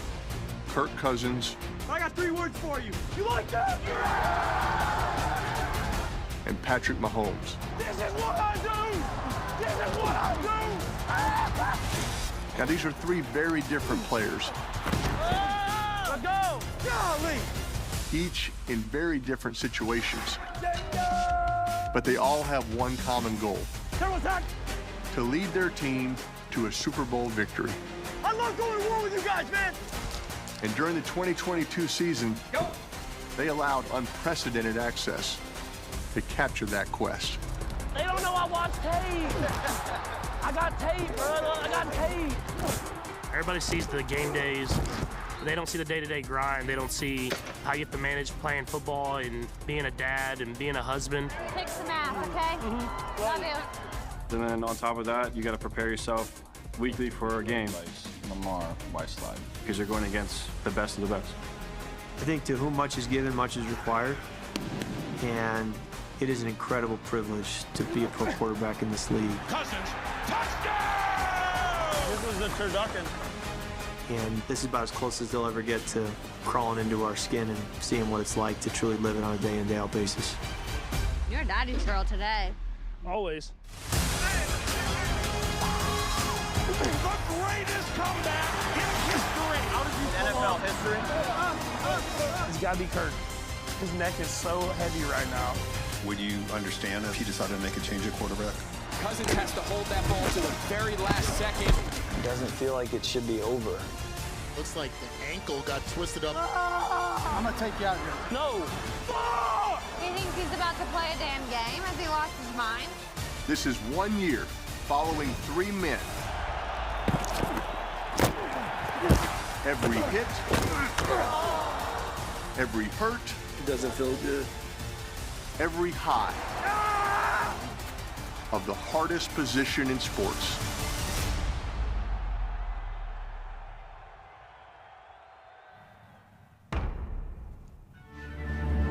Hell yeah. Let's go. Huh? That thing's going to be impeccable, I do believe. The access, the scenes, the years that those 3 quarterbacks had. I mean, Patrick Mahomes obviously wins the fucking Super Bowl. Kirk Cousins has one of the greatest years he's ever had. And then Marcus Mariota had true adversity while going through something with a team. I think the world who aren't NFL fans are going to get a great peek at what the NFL is. And those of us that are NFL fans are going to get a chance to learn a lot about the world that is for an NFL quarterback. Joining us now, I believe, is the brains behind this thing. Obviously a massive brain. Everybody talks about the head. Oh, yeah. What's inside of that thing? Big fucking brain. Huge. Not only is he a multiple-time Super Bowl champion and a Hall of Famer that was voted in about 4 seconds or so, he's also the founder of Omaha, which worked alongside NFL Films to put this on to Netflix. Ladies and gentlemen, from Italy, grazie, Peyton Manning. Buongiorno, buongiorno. Thank you, Pat. How is it over there, bro? I've heard Italy is fantastic. You doing a workout right now? What do we got going on? Keep up with these quarterbacks. I mean, watching how hard Mahomes trains and Cousins trains and Marcus trains makes me still try to stay active. So, yeah, really excited about this piece, Pat. It's like you said, it's unprecedented access we've seen training camp guys mic'd up, hard knocks, but this is the whole season. And what these guys allowed really just going into their lives for a whole year. I can't thank these guys enough for showing people what it's really like to play quarterback. Yeah, and obviously I'm excited to watch it, and everybody is. And when I heard about this from you, I thought to myself, this is going to be like the greatest thing of all time. And as you were kind of explaining it, I'm like, there's no way you got the access that you had. And I learned that you actually were the ones that had to go pitch this. And I think everybody in football said, there's no way Peyton Manning would have let this happen. Is that something that you had to address? And do you wish this was maybe something while you were still playing? Had a couple quarterbacks that we actually approached a couple guys last year about possibly doing this, and a couple of them asked me, Peyton, would you have done this? And it was a tough question because as a young quarterback, I would not have done it. But as an older quarterback, I wish that I had done something like this. And I remember when I got injured, Pat, Steve Sable actually reached out to me and said, we'd love to document your recovery and your rehab. And I passed on it because I wasn't sure how it was going to play out, right? And when you sign up for something like this, you sign up only for the good, right? You sign up for what Patrick Mahomes got to do this year, win the whole thing, right? Marcus Mariota signed up for this. Look, he did not know the season was going to go like it went. He gets benched the week he's having a baby. You talk about real life stuff. The way he handled that, being a great dad, being a great husband, handling that adversity, my respect for Marcus is through the roof. But when you sign up to play quarterback, you sign up for all of it, right? Some guys just sign up for the parades and the confetti. They don't sign up for those 3 interception games. They don't sign up for getting beat on that last-second field goal. That's part of playing the position. That's why they pay you the big bucks to handle all of it. These 3 guys, 3 different times in their careers, 3 different types of players. I think the diversity and the type of quarterbacks we saw this year was pretty cool. Yeah, and I wish I wish that the world would have got to see your fucking ass, every single week, just with how I was very lucky to watch it. I mean, you're a psychopath whenever it came to like work and diligence and attention to detail. I think the world would have appreciated getting to see the behind the scenes for you. So I'm very happy that we're getting to do that with Patrick Mahomes right now, who's in the middle of a dynastic run, Peyton, honestly. An interview about Patrick, and the writer said he was surprised to hear the language that Oh, that was going to get good there. Somebody's language on the football field. I remember Rick Riley one time watched NFL football with a lip reader, and they asked me after the game to confirm whether I had said or hadn't said these 5 different phrases. And I was so embarrassed to admit that, yes, I said that. Yes. Yes, I probably did say that. I mean, I was fine. I mean, look, quarterbacks, Brady can tell you. Call him back. This is a good answer. Yeah, it was going to be awesome. Because in that preview, you see Pat go, fuck! So it's like, all right, we got him. I guess the first time I've ever heard him say fuck. Yes. Yeah, if they're like mic'd up for the entire season, like we're going to have him, AJ. I think we're going to get real access from this whole thing. It sure looks like. We got Kirk reading bedtime stories to his son. So, yeah, they gave him – I wonder, the filming schedule. How often were the cameras there, and how do you work that out? Joining us now is a man who swore all the time on the field. Yep. Lip readers figured him out. He decided – ladies and gentlemen, Peyton Manning back in. No, I'm sorry. Yeah, no, I was just saying, look, remember the movie Over the Top with Sylvester Stallone? He talked about when he puts the hat on backwards, he became a different person. He became the truck, right?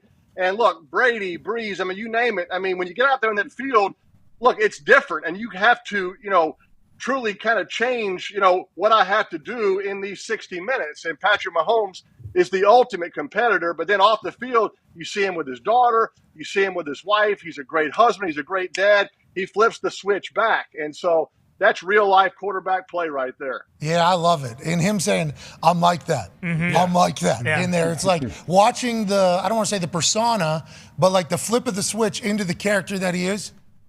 Oh, no. Italy. Yeah, what are you going to do? What are you going to do? The world. Long way away. If we're able to get him back, we'll get him. I think he is. Peyton, you there? Bad Wi-Fi here in Italy. Don't be sorry at all. We are sorry that we are here and you are in Italy. We wish we were doing that. AJ has one question for you, though, Peyton. Peyton, in that clip, you come on right at the beginning. You talk about what it's like to be an NFL quarterback, and you say something that I've said for years, and I agree 100%. It's the hardest position in all of pro sports. Can you explain why you think it is, maybe even compared to other sports, the toughest thing to do? Panel, right? Of a pitcher, a NASCAR driver, a golfer, a tennis player, basketball player. And look, I don't have to be on the panel. Like Brady is the spokesperson for the panel, but I could give him a lot of bullet points as to why the position I think is the hardest, right? I mean, like I said, before you actually get to the execution of the play, you got weather, you can't hear, right? You're on the clock. You got 300-pounders trying to get you. You got guys running 4.240 trying to intercept you. Oh, then I have to actually tell 10 other guys what to do. And now I have to get the snap and actually execute the play. I think it's hard. Look, you have about 2.4 seconds to make a decision on every single play. Every time you throw a ball, 3 things can happen. 2 of them are bad. And yet you have guys doing it at the highest level, like Mahomes, like Cousins this year. Marcus showed flashes when he was healthy. So, look, I have great respect for all quarterbacks, how hard it is, how much time they have to put in. Watching Kirk study in the car, he's listening to headphones, repeating the play. Marcus's wife is testing him on the playbook. I love that because these guys are taking their craft home with them because you have to, right? I hear some guys say, I don't take it home with you. You have to take it home with you, AJ, because it's got to be on your mind 24/7 as a quarterback. Doesn't mean you can't have family time. Doesn't mean you can't read to your kids like Kirk does. But you better be thinking about it because they're paying you to think about it year round. And one of my favorite clips of the whole series is Kirk wins the game. He's at a bonfire at his home with his family. His parents are there. His in-laws are there. They're having a great moment. All he can think about is this one throw that he missed in the third quarter of a game that they won, by the way. He can't believe that he missed that one throw because possibly it could have cost them the game, but they did win. That's quarterback in the NFL. You can't get it out of your mind. Look, there's 70 plays in a game. There's about 4 plays that really are going to decide the outcome of the game. Those are the plays you think about as a quarterback. That's what you're going to see in this series in quarterback this year. I love that Kirk's like, wheel run. I mean, what are we even? Wide open. How do you miss? Hey, do you want to? No. No, yeah, you guys can have it. How am I a professional quarterback? How do I even miss it? Kirk, we won. Big time. Biggest comeback in the history of the. Okay, shouldn't have been, though. No. Mm-hmm. That's beating yourself up for it. One of my favorite speeches I've ever heard you give is, I saw the clip on the internet, so I don't know exactly where it was, but you were asked how long you prepare for, how many hours of film that you watch or something. And you basically said, you watch however much it takes. Like, this isn't even what are we talking about? And I think it was probably around when the clause came in to Kyler's contract about you need to do 4 hours. Mm-hmm. And there was probably people like, hey, Peyton, how many did you need? And you said, however many you needed. I don't know, whatever it is kind of what it was. Do you feel now, looking back, you over-prepared? Or do you feel like you did exactly what you needed every single week? I had to do, Pat, to try to get some type of edge, right? I couldn't outrun guys like Patrick can or, make these throws down the field like Rodgers can. Some guys can do certain things that I couldn't do. So the film study was where I felt I could get an edge. And you see that with Kirk, right? Kirk's the ultimate pro. He's studying everything. He's studying himself. You see him talking to Jefferson. One time in the game, but they have to get it exactly right. That was my deal, right? Spending time with my receivers. Let's be exactly on the same page. So on Sunday, we can execute this play. So, look, I think you can cloud your mind with too much information. I watched a ton of film, but I never felt like I was overloaded in my mind. I watched enough to get ready. And so when I was under center on Sunday night, I knew. In my office. Yep. I knew exactly what that guy was going to do. They were moving. And he knew exactly what I was going to do. and that's quarterback play. Boom. Great answer, Peyton. That's incredible. Last thing before you get back to your vacation, thank you for taking time. Quarterback premieres Wednesday on Netflix. The world is going to love it. Are you already filming for season 2? Feels like it's going to be easy to pitch quarterbacks now that Patrick Mahomes won the Super Bowl first year doing it. That feels like that made your life a lot easier. And what should we expect from season 2? You're doing it. We appreciate all quarterbacks saying yes. And look, these 3 guys took a big risk by saying yes. Look, none of those guys knew how the season was going to turn out. So I can't tell you how appreciative I am of all 3 of these guys stepping up. And yes, season 2 has been greenlit by Netflix. We're excited. We're hoping more quarterbacks. It's easier to say yes, knowing that, look, I don't want to hear it's going to be a distraction, because that's not true. Look, Patrick Mahomes proved that, right? Kirk Cousins proved that. Marcus, the way he handled that, it proved that, right? So I love to document 3 different types of quarterbacks, again, at 3 different points in their careers. So we're hoping guys, after seeing it, realize that, hey, this could be a cool thing. I can show to my kids when I'm older. I can show to my grandkids one day what it is their dad or granddad used to do, right? Patrick and Kirk and Marcus have that documented. I think they should be proud of that. So hopefully the pitch will be a little easier. I was in the cold calling business earlier this year, calling Patrick Mahomes. Hey, Patrick, remember me? I met you at our football camp 3 years ago. We're doing this show. I'm wondering if you could be a part of it. Anyways, you're the best. Have fun. Great. Have a great vacation. And congrats on this quarterback thing being a smashing success before it even comes out. See y'all. You got to see you later. Peyton Manning. From Italy. Yeah. In a workout. From Italy, done with a workout. Grinding away. Let's go talk about this. Right into it. I do think this is going to be... It's going to be incredible. You know, like Drive to Survive and Swing to Win or whatever the... Yeah, full swing. There Break it is. point with tennis. The whole thing, like, there's going to be a lot of people around the globe that are going to get introduced to the NFL through these 3 guys. So that makes Peyton's pitch even more easy. Like, hey, listen, we're going to stay out of your way. We get it. You know, believe me, I'm the one in charge here. I get it. But this is a good thing for you to potentially have later. And also, it's good for the NFL to have this, AJ. This is good for the NFL to have this type of stuff. Yeah, I think Peyton hits on it. As he said, as a young player, he wouldn't have wanted to do it. But as you get older, you start thinking about, man, this would be pretty cool for my kids and different people to see, because they have no clue really what the grind looks like. So I think that's a big reason for it. Didn't Derek Jeter even say that? Didn't he let him document like his whole last season because he wanted, when he eventually had kids, to show him? Yep. Yeah, and he was the same way, like very anti-media, didn't want to do anything like for his first several years. But then, his last year he realized, like, wow, this is actually going to be incredible to look back on. I wish people could have saw what that fucking guy used to do. Yeah, it was absurd. It was absurd. Yeah. I'm like, how are you? You're not even a... You guys want to go have some beers? It's like, you have enough energy? You sure? Can you? All right, bro. I'm like kind of tired. Yeah, right. But you got it, man. You got it. Let's get to a break. Ladies and gentlemen, we have breaking news. Whoa. Holy shit. Chiefsaholic has been arrested. Oh, my God. And charging. They found the wolf with a gun who was bank robbing so that he could go to Kansas City Chiefs football games. Whoa. Congratulations to society. No longer having to worry if some wolf was going to come in from your blind side with a gun and say, hey, give me your money. I need to see that fucking Kansas City Chiefs football team play. Chiefsaholic is in jail, and the world got better today. Wow. Golly, congrats to the FBI in Kansas for making this happen. Unbelievable. Great work. Kansas City FBI fucking dogged a bounty hunter, this guy. That's right.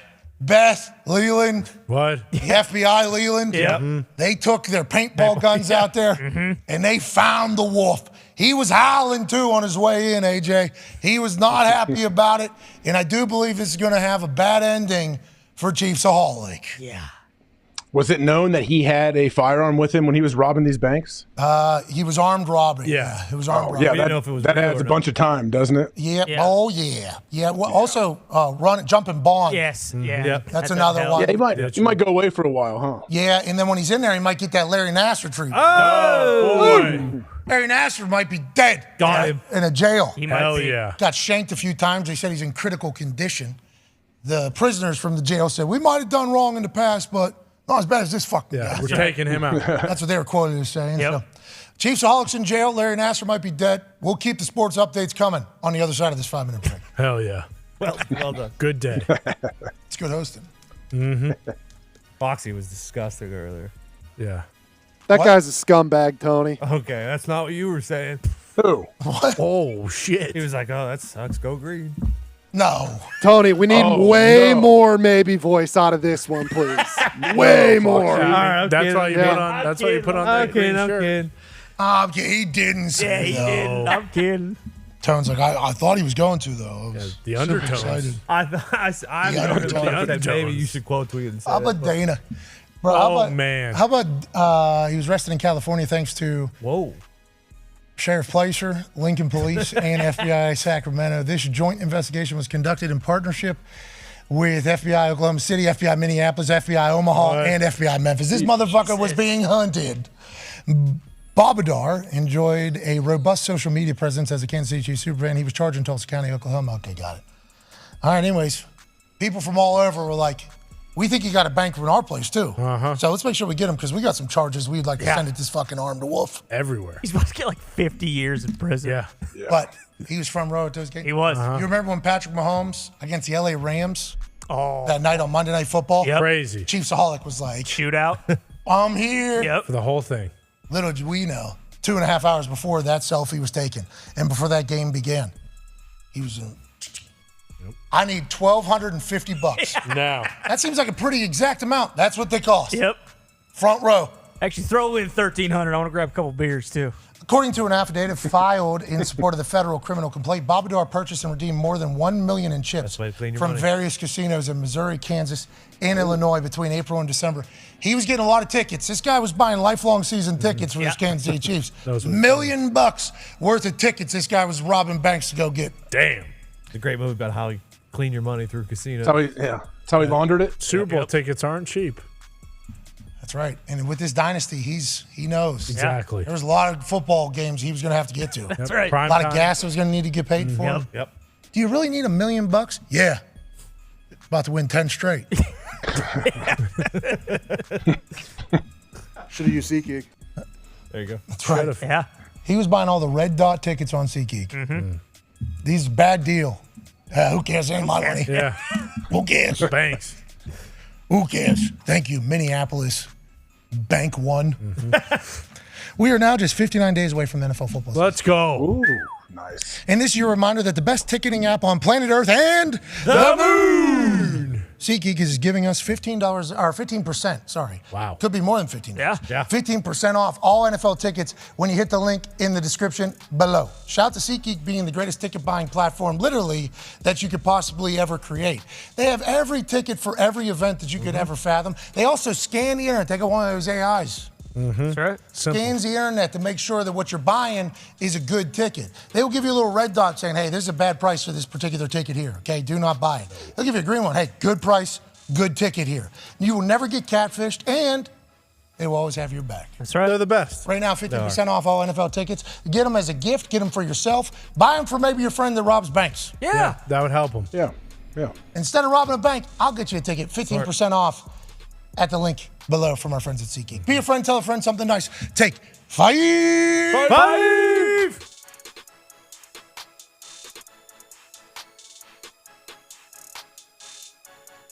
All right, folks, it is officially the best week of the year. It's Tahoe. Woo! We're going to be in Lake Tahoe all day Friday, all day Saturday, maybe on Sunday, covering all the best shots, putts, and darts from the American Century Championship on Pat McAfee Show. Twitter, YouTube, Instagram, and TikTok. We cannot wait to be out there. We're going to be talking to all the coolest people that you love. We're talking about Pat. We're talking about AJ. We're talking about Aaron. And we might even talk to the player that came in dead last year, Mike the Miz from the WWE. We cannot wait.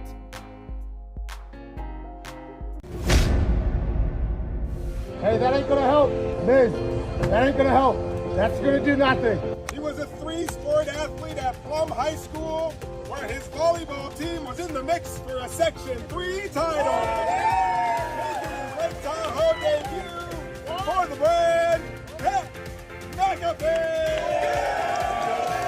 Aaron Rodgers! Irsay Hawk! How to baby AJ?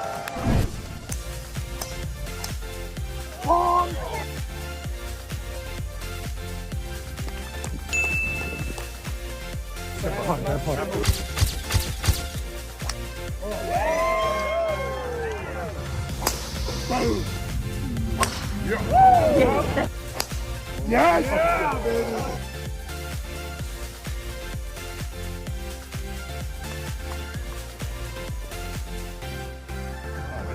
Come on! Come on! Come on! Good shot.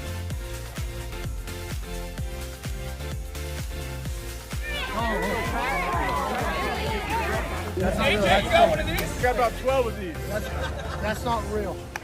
Good line here. Good line here. Buy some drinks.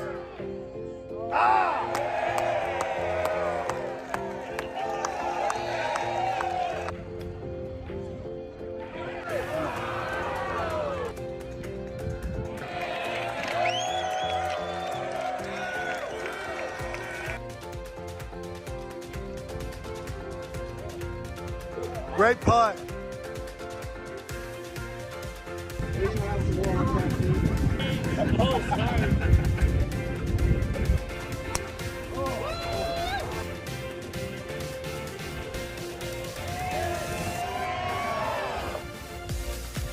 Yeah. Oh, he walked you off, sorry about it. Hey, let's go. Go. Get in. Get in.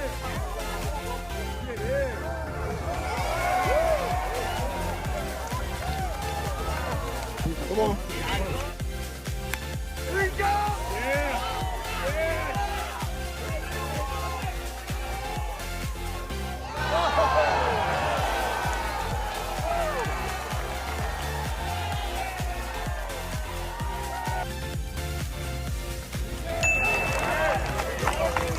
Okay, here we go.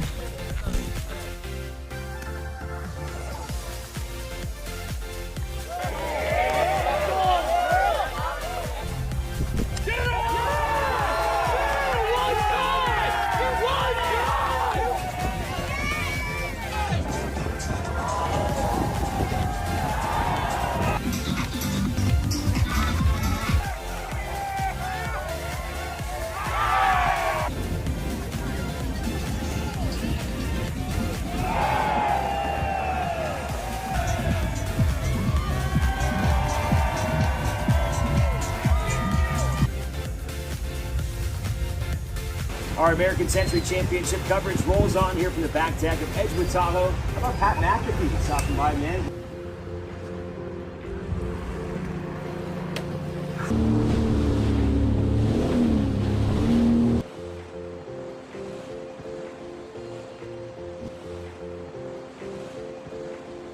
He's the new head coach of the Indianapolis Colts. Obviously, one of the magic minds behind the Philadelphia Eagles' incredible run and offense last year, Coach Shane Steichen. Coach, how are you, pal? Good. Thanks for having me. Now that you're getting a chance to kind of shape a team for the first time in your complete vision, is there a way you're asking questions of people? Is there something you're looking for a player? I just want guys that love ball, guys that are just football guys. I mean, those guys that are really love the game of football, you know, those are the guys that have a lot of success in this league. And high character guys, the guys that I've been around, been fortunate enough to been around. One, they're really talented players, but really good people and do it the right way. Those guys that stick around for 10 plus years, they all kind of have that trait in common. If we can find that as coaches and as scouts and get those guys in our building, I think you got a chance to have a really good team. You love ball, normally do more work because you're enjoying it. If you love what you do, you don't work a day in your life. Well, that also accounts for like extra reps, extra jugs machine, extra recovery, extra rehab. It's like that one thing helps out so much other shit if they love the game. Yeah, there's no question. I will say that's one of the questions I do ask all these players. I want to know their weekly process. I want to know these college guys, their Sunday, they play on a Saturday. I want to know their Sunday through Friday Friday, what they do to prepare to get ready. From every detail, when they come in the building, when they leave, how they watch tape, how they break it down, when they work out. You can tell from that answer, I think, quickly, right, whether or not they love what they're doing. Some guys are a little more detailed than others. Is it the end-all, be-all to what I think about a guy? No, I think it plays a part into how much they love football. Guys that play a long time all watch film. That's what I've learned. When I got hired, guys heard me say this, my philosophy is, we're going to throw to score points and run to win. That's part of it, but again, the flow of the game is going to dictate that. You could still be explosive running the football. You can create those explosive plays. The flow of the game will dictate how the game is called and how we're playing. Throw to score points, run to win. You got bars, bro. What has it been like knowing that this is your first year going into a draft, and there's a lot that is kind of on the line at the most crucial position on the entire team? Yeah, I think we've had a lot of conversations. They're still ongoing. We're 6 days away from this thing, and, people always ask, like, who you guys taking? Well, we'll find out when the draft comes. There's going to be a lot of moving parts that happen in that draft, but we're just trying to find the best players that are going to give us the best chance to win. That's it. People say, what type of quarterback you want? I want the guy that's going to give us the best chance to win. How do you find that out? Is it workouts? Is it questions? What about this S2 thing? Have you heard about this? Yeah, I've heard a lot about it. I've heard a lot about different tests, different things. We take everything into account. Not tests, but obviously who the person is, what he's like, personality, his traits, how he is around the building with his players. And obviously the tape speaks for itself, on a lot of these guys. And a lot of these guys have talent that they can play really good football. So it'll be interesting come Thursday. Let's go. Hey, why? Let's go. This show fucking stinks, and the fact that you listen, we are very, very thankful for it. AJ, never cease to amaze me with your toxicity, pal. You got a couple of these? God damn it! What the fuck are you doing? Fuck Boston.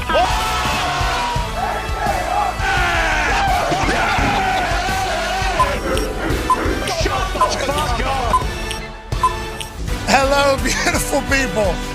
Welcome back to our humble abode, the Thunderdome, on this Monday, July 10th, 2023. Hour 2 of the sports program starts now. Sports are happening, and there's a lot we have to catch up on. That's AJ Hawk. The Talks Table is here at Ty Schmidt, at Boston Connor, and at Boston Connor's Mullet. One half of the hammer, the Cowboys Tone Diggs is here, and we can't thank you enough for joining us on this glorious Monday. Just a little show note, we'll be off Wednesday through the next couple weeks. We will be live, though, kind of posting live from Tahoe on Friday, Saturday, and probably Sunday from all of the social media channels that we have. We cannot wait to take a little bit of a break, and when we come back, it's going to be all systems go towards the NFL season. Speaking of the NFL season, we got a little news coming out about DeAndre Hopkins. We are being told now, AJ, that the Patriots and Titans have offers on the table for DeAndre Hopkins, and the Titans have been more aggressive in their pursuit of D-Hop than the Patriots are. Now, is that just natural because Bill Belichick runs things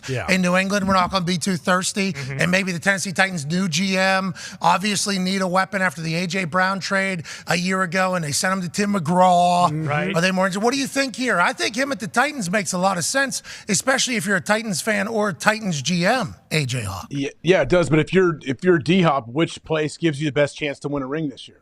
Yeah, and is it neither of those places? He's kind of waiting on another place maybe to make an offer. And then there was reports this weekend, I believe, from Darlington that Miami has an offer on the table for Dalvin Cook, but he's going to potentially wait to utilize maybe other teams' offers to maybe utilize a little leverage. And Miami's waiting to see what the actual market is for Dalvin Cook. So two high-end profile free agents seemingly have offers on the table waiting to get more information, or are they waiting until mid-training camp, late training camp, AJ? What do you think? I mean, they could be waiting to mid to end of training camp for multiple reasons. Obviously, less wear and tear on their body, but also maybe another team opens up because they have, unfortunately, injuries happen in the preseason to where a team that, hey, maybe I didn't think this was an option before, they're a really good team. Now they have a big need here. Here we go. Oh, I'm going to be the guy here. Okay, cool. That is fun. Saw it happen with Christian McCaffrey when he was traded to the San Francisco 49ers last year. Literally in the first week, he became the guy. That could happen with an injury that none of us want to happen. We hope nobody gets injured this year. Right. Never. You're right, ever, but let's just start with this year. Okay, fair enough. Nobody's getting hurt at all. But also, they might be thinking, I don't want to sleep in a dorm room. I'm going to be thinking that. Okay, I don't want to go. I don't want to go live in a shit box. In the heat.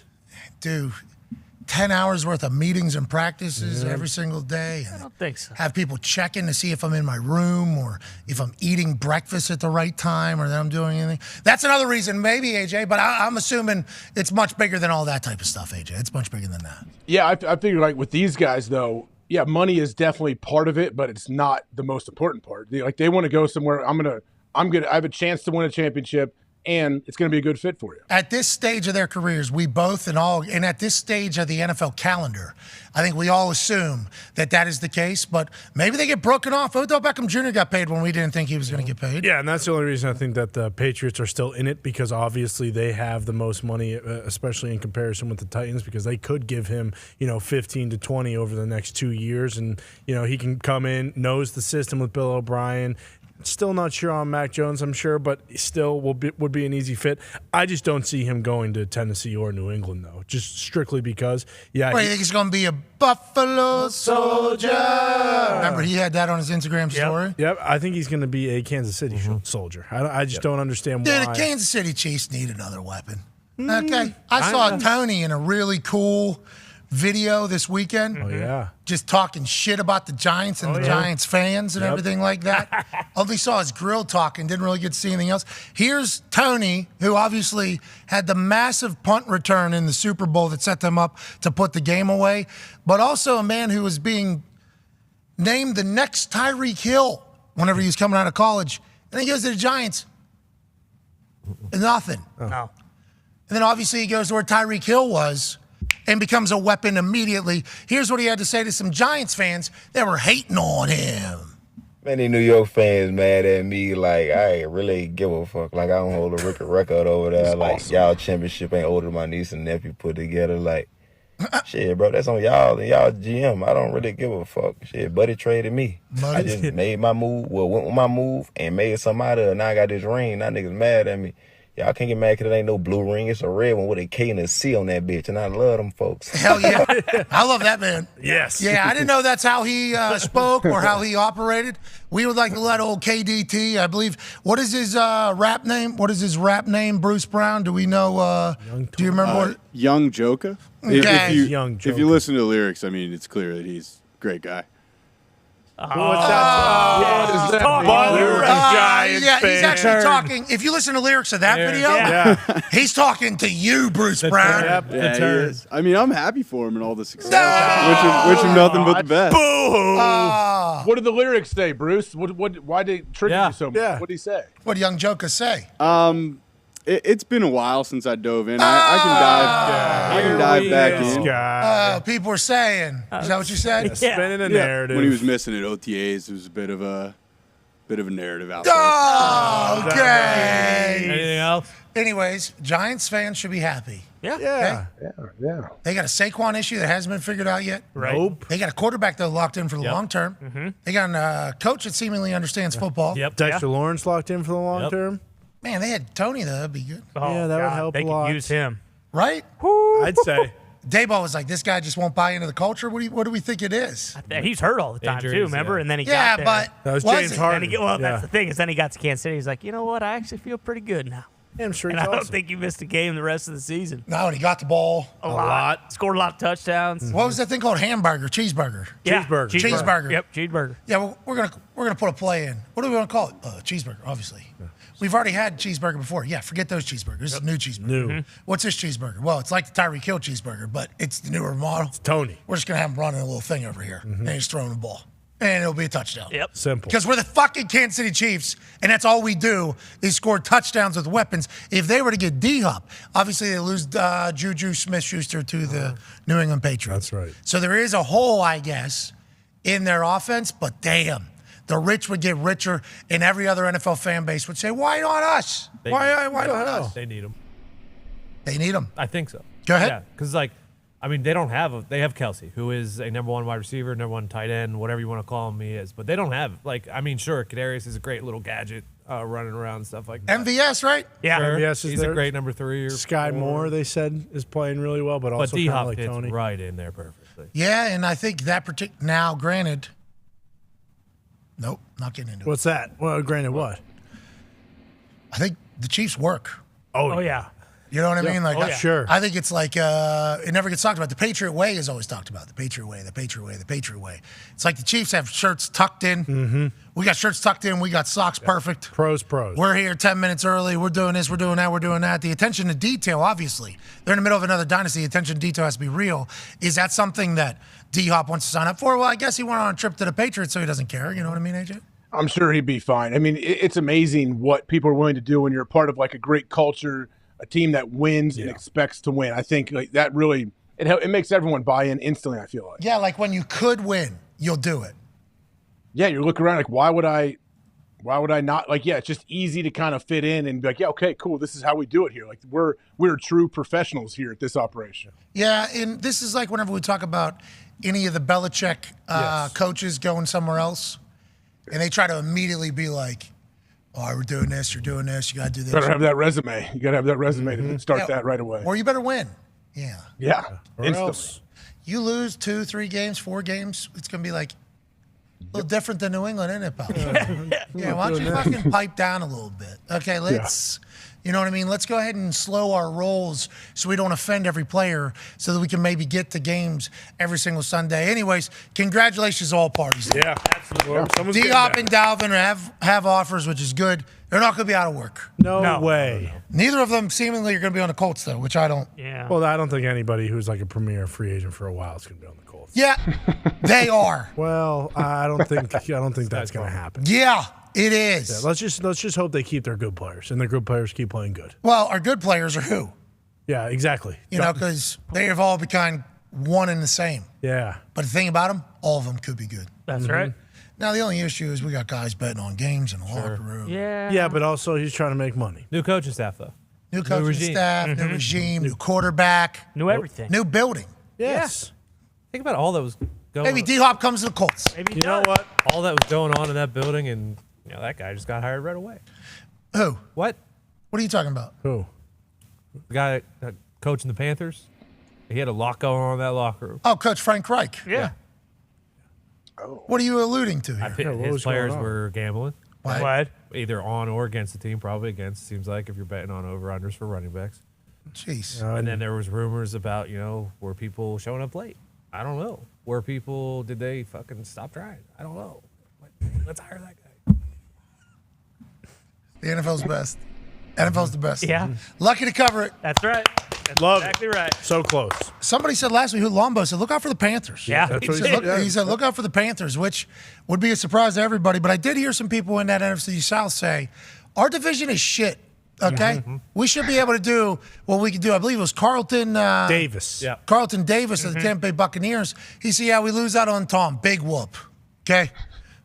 Our conference stinks. Yeah. Our division stinks. We should be able to do the exact same thing. Here it is. Here are the exact quotes. Our fucking division is worse than what it was before. So we run through the division, get to the playoffs, run through the playoffs, and it's the Super Bowl. Boom. That is how an NFL season goes. Yes. If it is a successful one. Anybody who feels we've lost Tom and lost something is going to be in for a rude awakening. Tom is a great addition for us, but obviously it's a team sport. We still have those components, and I'm only getting better, personally. Awesome. Hell yeah, Carlton. Okay, Carlton. That's via the Go Long podcast. Carlton Davis says Buccaneers will wreck shit without Tom Brady. All right, so they're reloaded. They're bought in. Yeah, Todd Bowles got the boys ready to go down there. Seemingly Baker's doing good, right? That would mean Carlton thinks Baker's doing I thought good. at the end of this, Carlton would mention Baker, mention something about Baker maybe. That's what I thought when I first opened Last it time up. we saw anything was those sweet throws and the highlights that they were coming out of practice. Yeah, just dunks. Last thing I saw was him walk up to Hot Rod and say they hated him for what he did in a bowl game. Bingo. Do you remember that? Yeah. Team Kicker. chemistry. Baker might kill it. He might kill it down there. We don't know. When he was at the Rams, he killed it. Yeah. Right away. He took the Browns to the playoffs. Yes, he He did. knows, win. he knows this is this is it. This is his time to show that he's a starter. Baker Mayfield was the quarterback for the Cleveland Browns when they made the playoffs and beat the Steelers in the playoffs. Without their head coach. Outdueled Big Ben. He did not. He did not. There was a snap over the quarterback's head. We don't on want the to hear first it. play. It's football. Yeah. So But then he immediately gets shipped out of that. The Cleveland fucking Browns, who have been terrible forever. Fans have been miserable in a pseudo rivalry with Pittsburgh. Baker Mayfield's quarterback, get to the playoffs, beat the Steelers in the playoffs. Get that guy the fuck out of town. Yeah, we don't want him You have a anymore. torn labrum? Okay, you want to throw it 85 times today? That's what I thought. That's what I thought. Spin it. And then in the press conference immediately afterwards, yeah, I'd say his shoulder is affecting his accuracy. Oh. Well, then why'd you have him throw it 65 times against the Pittsburgh Steelers defense? We just wanted to win. Okay. And then you guys are getting rid of him? Yeah. Yeah. Oh, this guy was hated. He sucks. Yeah. Why was it? What happened? Have we ever got to the bottom That of was that? an 0-7. What happened quick. in Cleveland? It was quick, man. Like he was the top of the world, I felt like, for a little bit, and then it was everything. Obviously, his play on the field is the number one thing that affected everything. And he was hurt and dinged up and playing through a lot. We know he's a tough dude. We saw the tackle he took when he was in college. Unbelievable. Cement right wall. off the concrete wall, barrier right behind him. He was a little boosted But, up, so he's a little looser, but still. Right. I mean, It was the commercial. It was everything, though. Don't you, all those like national commercials? People like point to that. Oh, maybe you should get in the playbook, bro. Like when you're not playing great, and you're a quarterback, and you have a lot of national commercials out there, people naturally will add that to the list of why they don't like you. Certainly distracting, and we hate this guy. How about him walking down the bench, remember? Against Patriots, yes. And nobody. No, and they were getting killed. What happened over there? Honestly. That's what's so weird is because you see the stuff in Carolina when he wasn't starting, and it seemed like all his teammates loved him. He's like very affable, and like I don't know if I ever really got the perception that he was like a cock when he was on the Browns, but maybe when they weren't winning, guys were just like, all right, fuck this. What are we missing? Something had to have happened. Well, but even for us to like look at the game and they're throwing it 65 times and taking Nick Chubb out after he rushes for 6 yards a carry, like it didn't feel like it was just Baker.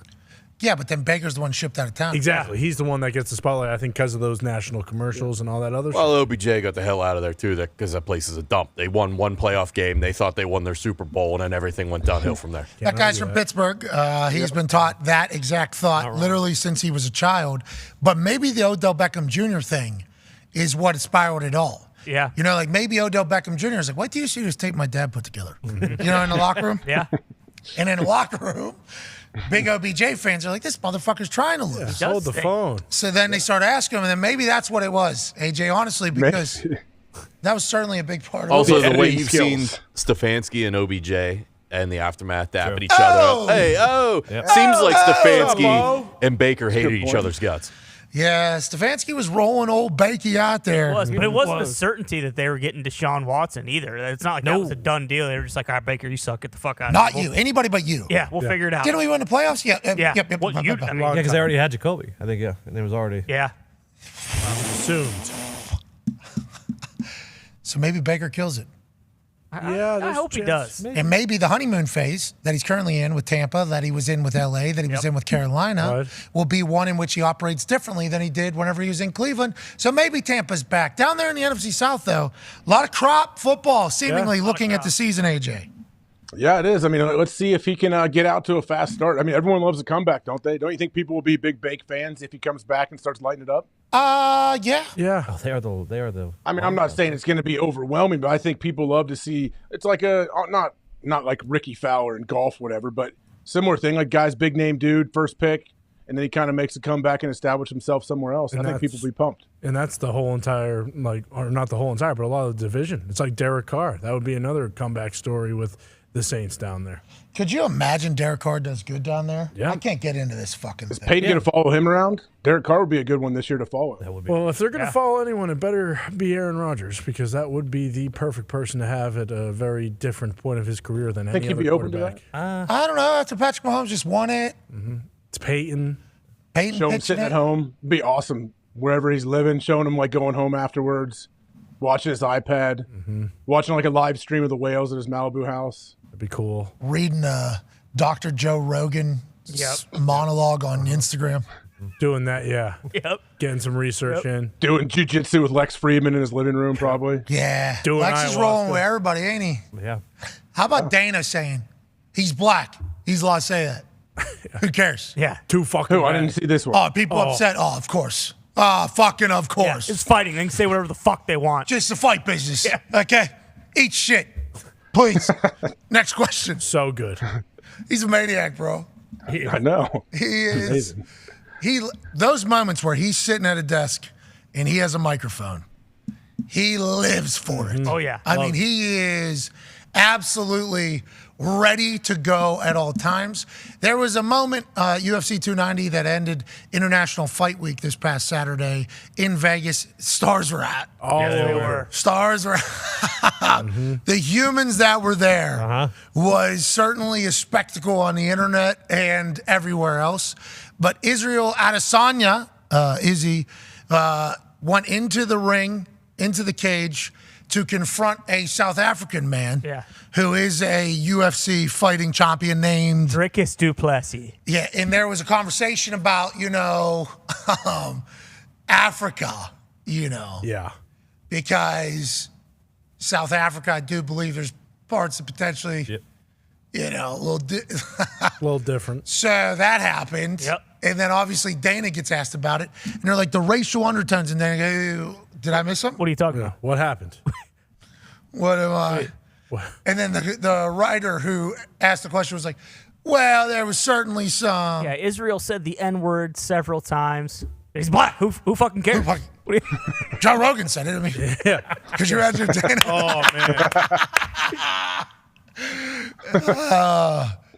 Dana, the position. Well, didn't he have a slap deal at the very end of weigh-ins where dude got knocked out cold? I didn't see that. I didn't see that either. They concluded their weigh-ins I know they were hyping it up, was like these two 400-pounders, I think, doing a slap deal. Bro, Dana is a beauty. Yeah. The best. The American success story that he is, with how he has refused to change at all, seemingly. The only thing that's got better is maybe his suits and his shoes. Probably. I think that. And his fitness, too. He looks great. Yoked. He did. He's promoting a movie for all of his UFC employees. Jim Caviezel, yeah. And he's literally standing in that thing. Lean. Polo, he looks good. Lean. And did you see his fucking forearm? Yes. Dude? He looks like he's vascular. Popeye. He looks good, man. Yeah, I know. I'm like, he told us what he's on. He's on that superhuman stuff. What's it called? The 10X stuff? Yeah, who's he working? 10X. There. Yes. Who's he working with? What's that guy's name? Ooh, I forget. There's a doctor, Dr. Gary Brecka. There guy it is. always talks about. And Gary V too, I think, to keep him motivated. Look at his fucking. He looks thin, bro. He looks thin. Very. Living his best life, telling people to go fuck off. Oh, who gives a shit? Okay, tired of it. Sit on. Sit on. Pretty much what he said. That person's like, this is a real story. Things are really happening here. They're promoting a fight. They can say whatever the fuck they want. Shut up. That was kind of how it all went. There was another speech given this weekend that I saw that was phenomenal. And you often wonder why some people get to the top of their particular professions or worlds. And then you either read some quotes or hear some quotes from the person and you go, oh, it makes sense.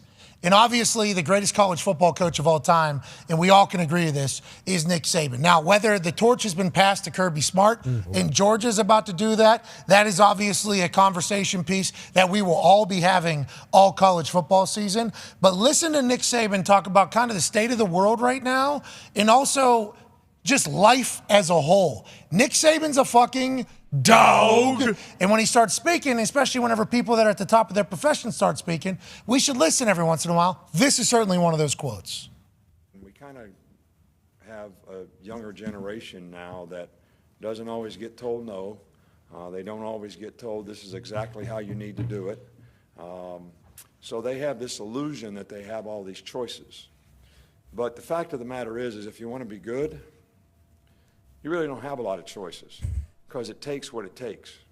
You have to do what you have to do to be successful. So you have to make the choices and decisions to have the discipline and the focus to the process of what you need to do to accomplish your goals.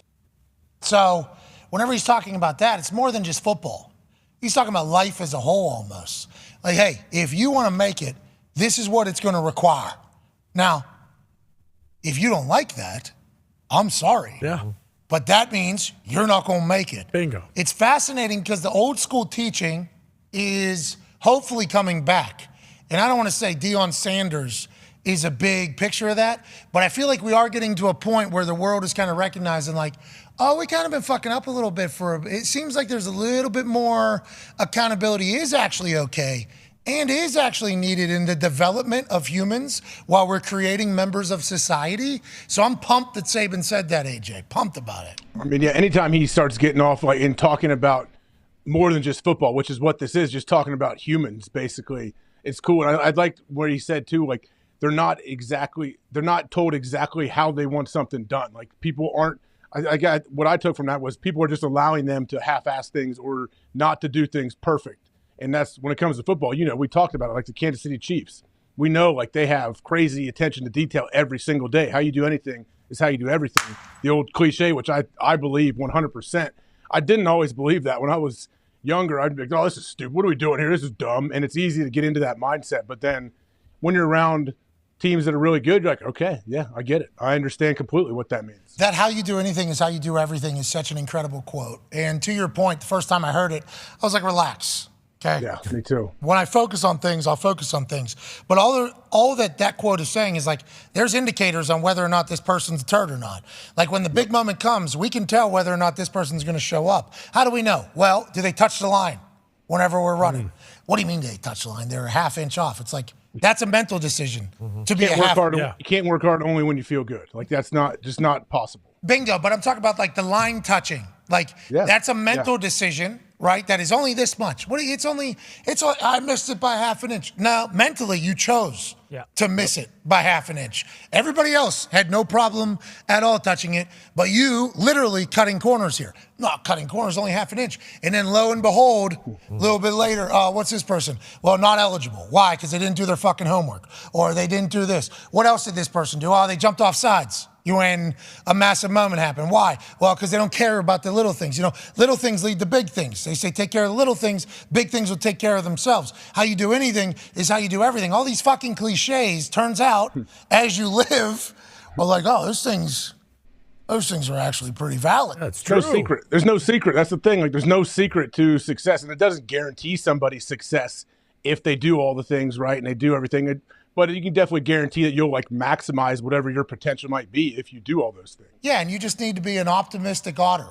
That's right. Always. As you're going through, right? Right, Connor? Yeah, that's my favorite V friend. I'm glad you brought up the otter because the otter has changed my life, and you have to be a genuine gorilla too. Because if Nick Saban isn't genuine with these kids, then he's not one of those important people. Well, the authentic anteater is the one that kind of teaches us that. Bingo. If you're your true self, you'll be able to do it. Then the transparent turtle kind of almost told too much about himself, but people respected and appreciated the fact that he let his shell down a little bit. Absolutely. The hard working Wallaby touches the line. Yeah, absolutely. And if you want to just be the best of the best, you're just Gary B out there. Boom. Let's get to a break. It's all those wrapped into one. You always got to be. I don't think I've ever heard something more true than what you guys just said. Well, and you mentioned it earlier in the show. Being an optimistic otter as a football player is always big because you're going to have bad plays. Yeah. To the moon meerkat, though, is how we need to think. Yep. That's right. Because if you shoot for the moon, you miss. You land among the stars. Are these real characters? Yeah, it's tough to beat a worm from the dirt. All of them? Yes. All the ones that we said? Oh, okay, good. Yeah. We got we got a tolerant tuna and a tolerant tortoise. Yep. Yeah, it depends if you like land or sea, you know? Yeah, you got to be able to. One if by land, two if by sea. Exactly. Boom. This is a real deal, not that fake Paul Revere shit. Yeah. Let's get to a break. The trusting tarantula. I seen one of those this weekend at the house. I fucking crushing tarantula. Oh, yeah. Can't trust In a all of heartbeat. them. So fast. Yeah. Peter's coming. But after you did that, though, you turned into a turnt tick. And you that got thing crazy. turns up. Wait, what? Okay. Sometimes you get tennis elbow. You don't want that one. That one's probably tough to sell. No. Yeah. All right, how about grade 2 sprained ankle? You know what I Do mean? that one For too. your oak monster. The tasteful Malayan tapir. What are these, though? What do we do with They're things that teach you about life, Yeah. and you can play like Pokemon. They're V friend. Oh, okay. These are Gary V-Mon. Educational bitch. NFTs. Let's get to a break. Be a calm It's going to clam. start feeling rude because he's acting the way he's acting. I'm asking for people that don't know because not everybody knows. Everybody knows. Be a common sense cow. Use your fucking head. How about that? Stop being such a fucking toxic turtle. Yeah. Now, I gotta study that Yeah, page. you do. we have a little bit of an update here on Chiefsaholic on his spree that he went on. Here we go. They actually laid out the amount of money he stole from where. This motherfucker was active. Yes. We're talking a lot of guns and a lot of faces at a lot of banks so that he can get and see Patrick Mahomes play football from the front row. 170,000 from Omaha, Nebraska. 163,000 was recovered. Don't you worry about it. He put it in casino chips. We got him. Great Western Bank in Iowa, 70,000. Another 25,000 as well. Apple Valley Savage in Minnesota. First Class Community Credit Union in Des Moines, 303,000. Oh, they got Des Moines, huh? The Tennessee Credit Union, 125 grand. They're playing the Titans down there. Needed to get to a game. And then obviously TTCU, Bixby, Oklahoma, 150,000. I believe that was the one that inevitably got him. Yep. So we do thank the Bixby, Oklahoma folks for catching his ass down the road after he shoved a gun in somebody's face and said, give me 150 grand. I need to be a suite for a Chiefs game. All right. Happy we got that update. Let's get the hell out of here. Glad they got him. On the other side, I'm glad they got him. Thank you to all the FBIs. Minnesota, Thank you, FBI. Oklahoma, St. Louis, What? Kansas. They need a friend. The fabulous FBI. Yeah, you're right. I mean, should have that released today. They should be a dog, though, like an ode to Dog the Bounty Hunter. Oh, there you go. okay. You know what I mean? So maybe it's like the diligent dog. Yeah. And it has all the FBI badges on it. Is there any dog? Badass dog basset defense hound. already? Is there any wolves? We get it. Logo. Whatever, Jerry. Let's get to a break. Jeez. Fuck you Monday, Mole. I saw that in there. That's not fair. What? Yeah, I thought kids were playing this. That's a trump card. Though. No. Yeah, you're right. You pull that out, it's like, fuck you, bro. Boom. Teaching kids. Hey, I got the hard-working hamster. Okay. Fuck you, Monday. Boom. Boom. Thank you. These are mine now. Yeah. I have a hard-working hamster. Talk about suck it Saturday. I mean, that's the card that everyone should have. Let's get to a break. Fuck you Monday, Moore. That one, you pull that one out. It's game. Actually, the Fuck You Monday card was what they were considering Chiefsaholic being armed with Oh. when he went to those banks. Yeah. So he didn't have a gun, but it was a different form of armed. Can't beat this guy. I got the Fuck You Monday. I'll throw it down right now. He said, how much you want? He said, 150,000. We ain't got 150,000. Fuck you Monday. All right, we'll find it. Huh? Are there decks of these cards? Can we buy decks of these cards? Oh, yeah. Jeez Louise, wake up. Remember, you saw them. They opened. Yeah, we tried to on eBay. They were popping. Bang. Oh. Let it pop. Oh, that one on first. Oh, I thought that was good. Ooh. That was in. It actually wasn't, AJ. Thanks. In my backswing. Prick. It looked like it from me. All right. Jim Irsay will be on the other side of this break. Be a friend, tell a friend something nice. Take 5.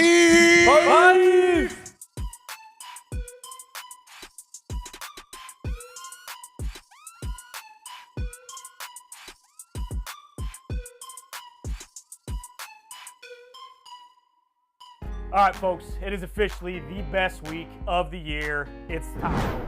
Woo!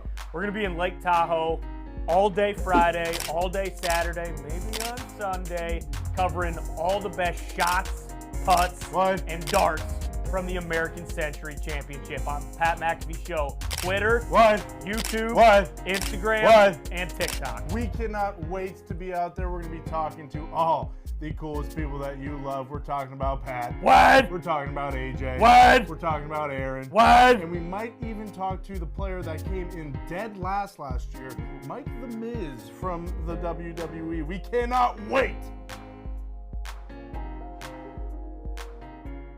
We have some massive news. A lot of blessings piling up that I ain't even wish for. No, not the one for y'all. I'm locking the fridge door at the crib, cutting hits. I read through the catalog, came to conclusion, no one's touching it. Just finished the maiden voyage, I've been on the main burn. Said I'm trying to kill them off, whatever it takes. I see the boats, I'm at home. I'm selfish with the goals, I could give a fuck who try and get along. 6'3", you can't look me in the eyes. Thank you, man.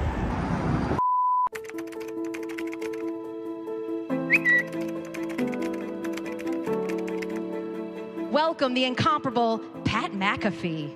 But as soon as we get backstage, I see Serena Williams like 6 feet from me. And I'm like, oh my God.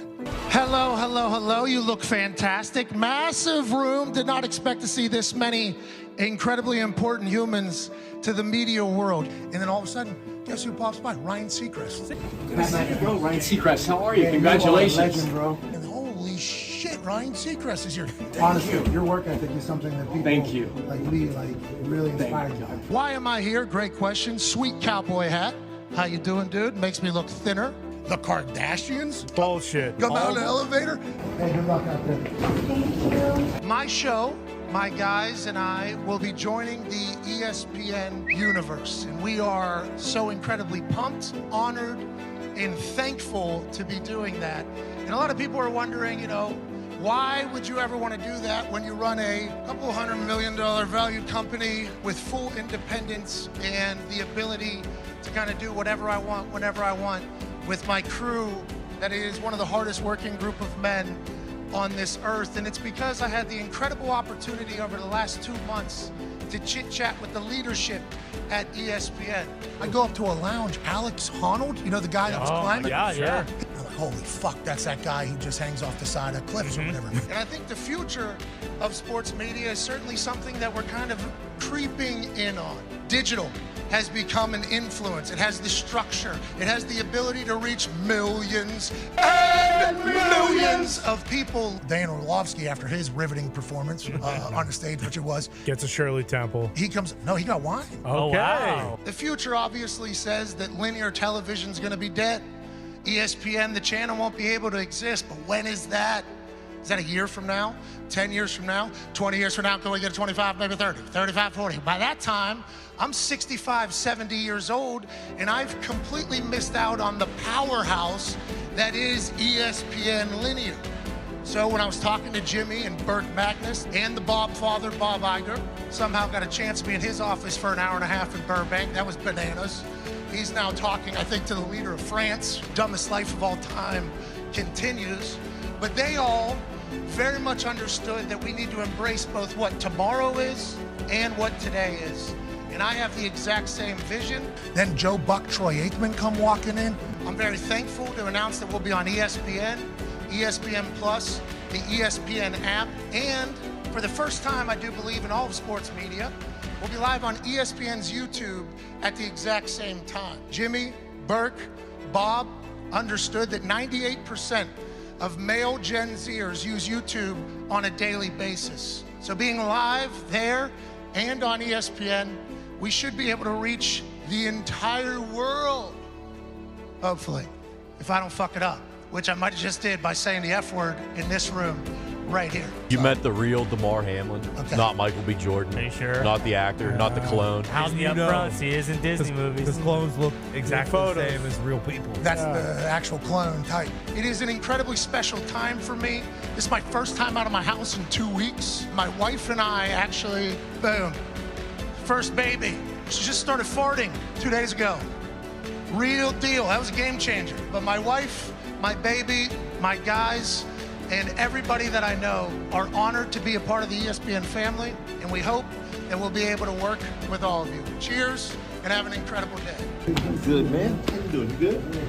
Don't keep running the world, though. Hey, no, that's you, dude. That's you. That's you. Trip to New York, I think, was a success. The upfront was hilarious. I had no idea that room was going to be that big. This is awesome, isn't it? That was the most suits I've ever seen in my entire life. We're pumped to join the family, and I am very grateful that they're going to let us do it our way. And I said fuck it at Disney upfront. So. This should be a pretty legendary thing later in life. You'll probably look at it and say, oh, that was a pretty good decision. All right, the next chapter begins. Ain't that right, Mickey? Hell yeah. Don't break the table, obviously. I just break shit. Sorry, man.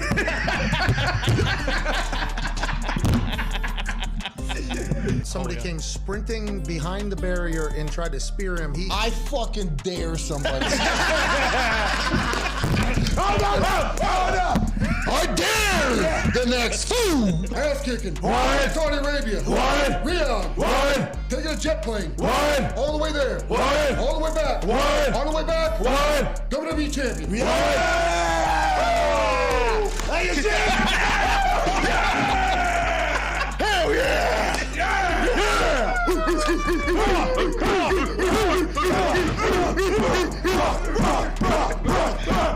Guys destroyed our shit.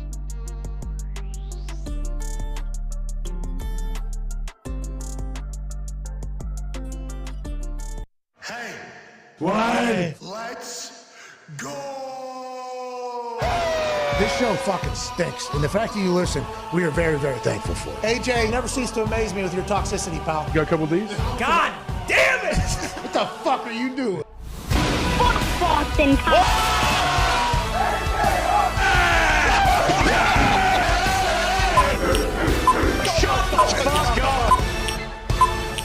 Hello, beautiful people. Welcome back to our humble abode, the Thunderdome, on this Monday, July 10th, 2023. Hour 3 of the sports program starts now. Sports are happening. That is a sports champion at the college level, the professional level, and now currently the champion of just the state of Ohio. Yep. That is AJ Hawk. The Toxic Table is here at Ty Schmidt, at Boston Connor, and at Boston Connor's mullet. It looks fantastic. One half of the hammer, Dahn Cowboys Tone Diggs is here. And joining us in a mere moments is a man who owns an NFL team. Wow. 100%. Who owns the team? Me. Who else? Nobody. Ladies and gentlemen, a man who I was very fortunate to call my boss, a man that has become a friend of this particular program, a man who will be holding a concert and museum display at the Garden in Boston on Saturday, July 15th for a free concert, free exhibit with former Patriots Joe Andruzzi, Vince Wilfork being there. Also, Vince Gill, Kevin Cronin, Kenny Aronoff, Billy Branch, Tom Berkovec. Anyways, the list of stars goes on and on, including Adam Vinatieri. Hell yeah. Ladies and gentlemen, the owner of the Indianapolis Colts and of the Jim Irsay collection, Jim Irsay. Patrick, so good to see you. Now, I've invented this time machine, and I want to tell you right now, I've made it St. Patty's Day. I moved up, so close down the show to the Irish pubs, lad. Okay. Hey, I love that. I would assume that you would be a person that would have access to a time machine. With that being said, since the last time we've spoke, I don't know if you know this, the FAA has approved a flying car, Jim. A flying car has been approved. Do you know this? And are you on the first, are you the first one in that thing? Well, you know, I have tinkered with this time machine, but you have to be very careful because, you know, I was messing with it and you know, I went back and to a very bad year when we were 1-15 in '91. It was like the season. I said, get me out of here. So you have to be very, very careful. You know, you might end up in the canal, Patrick. Whoa! Allegedly. If we push the wrong buttons. Yeah. It might have rained too. We don't know. Honestly, we don't know. No, but I'm fired up. I'm out here in Los Angeles, and you know, I'm going to Indy. We have the Black Expo there on Friday, so they're honoring me there. So I'm hitting that, and then heading to rehearsals in Boston town Friday night. So we couldn't be more excited. Peter Wolf from Jay Giles, very much of a local favorite there, joined us, and you know, Vince Gill from the Eagles and REO Speedwagon and Kenny Wayne Shepherd, and you know, it's going to be awesome with the collection as well. In Boston town with the Patriots Colts theme, we built up. You know, Vince Wilfolk will be there, and Tarek Glenn, Edger, and James. We have a few more Patriot players coming as well. Andruzzi helping his charity, so it's going to be a lot of fun. We're going to have that old rivalry kind of come up and just talk about it in a fun way. So maybe Peyton makes an appearance with Tom Brady. Whoa, the Jim Irsay collection, obviously, he's filled with fantastic things. That museum that kind of gets set up, it's a traveling, it feels like, and you tell me, and obviously you just talked about a time machine and everything like that. You're not your normal NFL owner. You are very much an open thinker, an artist, everything like that. What you've done with this collection, do you view it as a traveling museum and a show that goes alongside it? Because there's free tickets, so like no money here. Go see some of the greatest artifacts in the history of sports, pop culture, and the world while listening to incredible musicians. You go to JimIrsayCollection.com. When did this become like a thing for you? Is this what you've always wanted to do? Well, I'll tell you, you're right. You're right, Patrick. I mean, there's nothing like it in the world that's never been done like this ever in the world, where you have, you know, it'd be like, you know, having Picasso's and Monet's and those things shown, and then have a Renaissance show on Broadway and have these pieces, you know, into the crowd. Because not only is this a museum, but how many times you go into the museum during the show, pull the black Strat from Pink Floyd off the wall, put it in Kenny Wayne Shepherd's hands, and now we're all doing as a band Comfortably Numb, which is, one of our best songs on it, and Kenny Wayne just blazing on that black Strat. Same thing with Jerry Garcia's Tiger. In San Francisco, he's playing West LA Fade Away, famous Dead song. And so it's incredible how the instruments, we've had the Elton John piano on stage where it's been played by Michael Ramos. So you just never get that sort of interaction. And, honestly, the museum is so eclectic that it's almost impossible to understand how many different aspects are in there. JFK's rocking chair and a copy of the Declaration of Independence and the original Thanksgiving Declaration for a holiday, and a letter from Charles Manson, and Secretariat Saddle, and Ali, and Foreman's fighting Zaire, the winning belt, and all these things. Just it's so eclectic. It's no way you can say it's 20th century America. It's this or that, because there's so many different things in the collection, including a little part of a Van Gogh painting.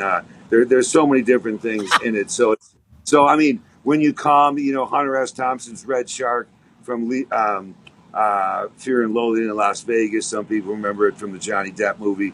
But Hunter S. Thompson, is one of those people that some people know. This modern generation, time moves quickly. But I tell you, Pat, it's so incredible.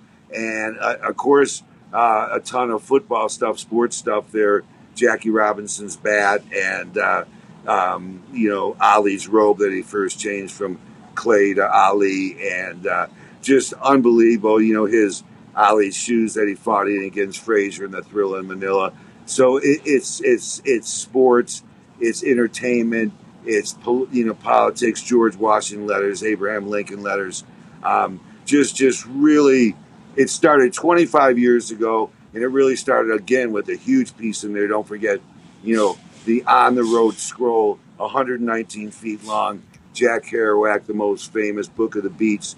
There was Cassidy, Kerouac, Ginsberg, and Burroughs, and so that's the epic piece of the Beat era, is On the Road, Jack Kerouac, and so that that's incredible. The original manuscript from Alcoholics Anonymous, the 12 Steps, which has saved hundreds of millions of lives.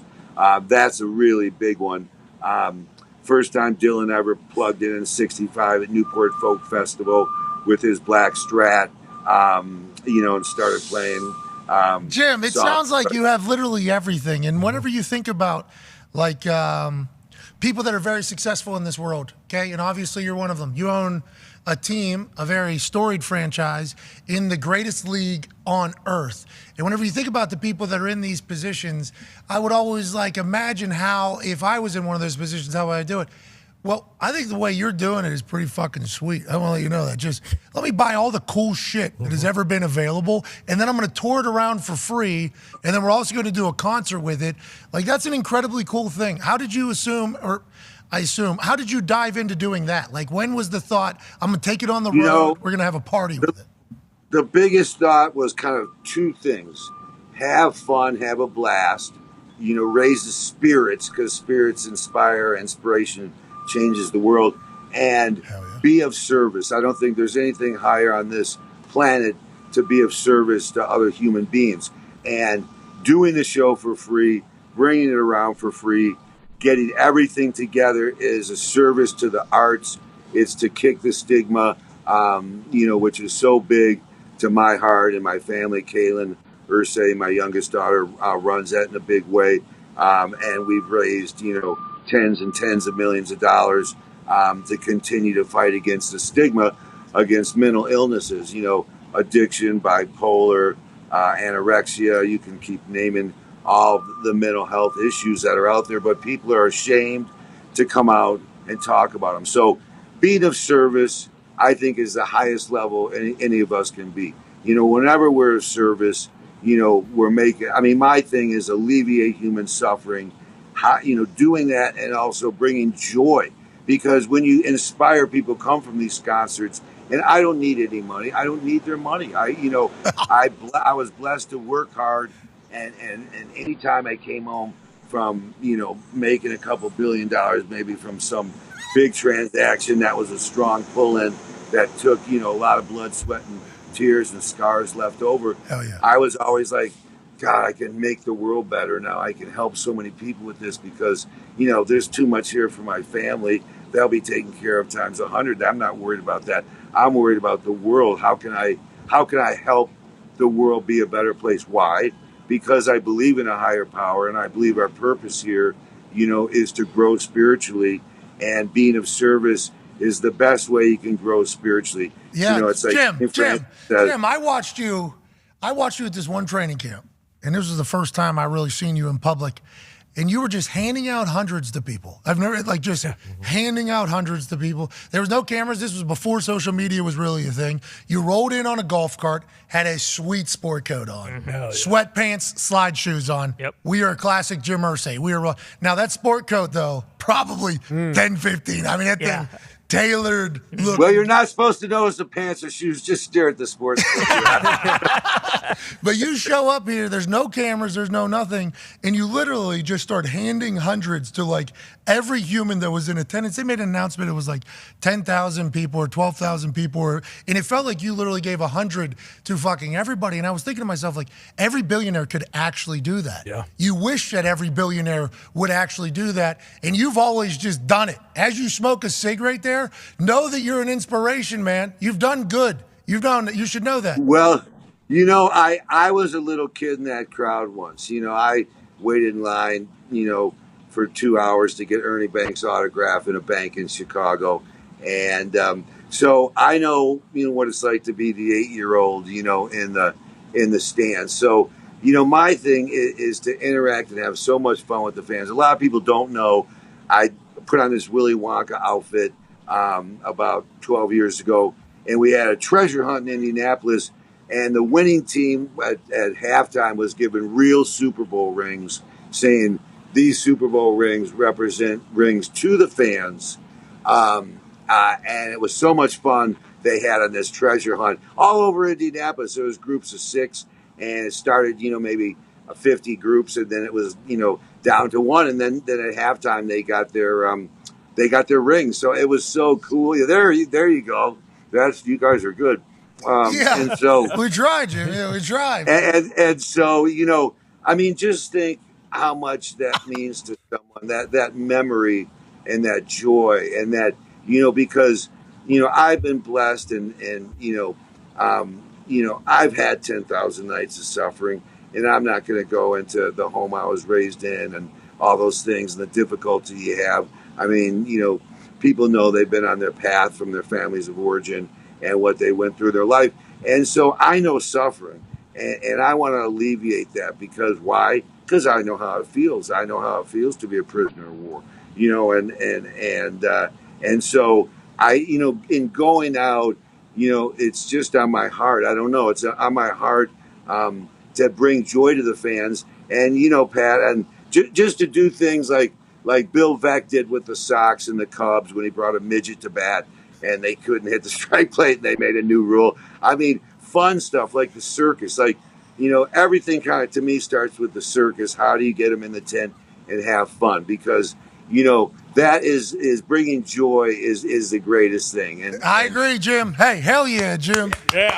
There's going to be people that are not going to like what you just said. But speaking about that, Pat, now that we got you cornered and you're a tough man to corner because, you're our Elvis Presley who retired and went to massive fame and fortune, and you still get to wear a shirt like that. God bless you, bro. You are my hero. But remember now, the fans know. I mean, will you come and throw that pass to Reggie Wayne at halftime for this charity thing? There's a lot of pressure on you. I mean, let me just start off by saying there's no pressure, okay? But with that being said, wanted to know, hey, Pat, are you going to throw a pass for 30 yards to Reggie Wayne for charity? And what does it make a field goal? I forget. Now, I know there's some injuries, it's tough doing the job you do.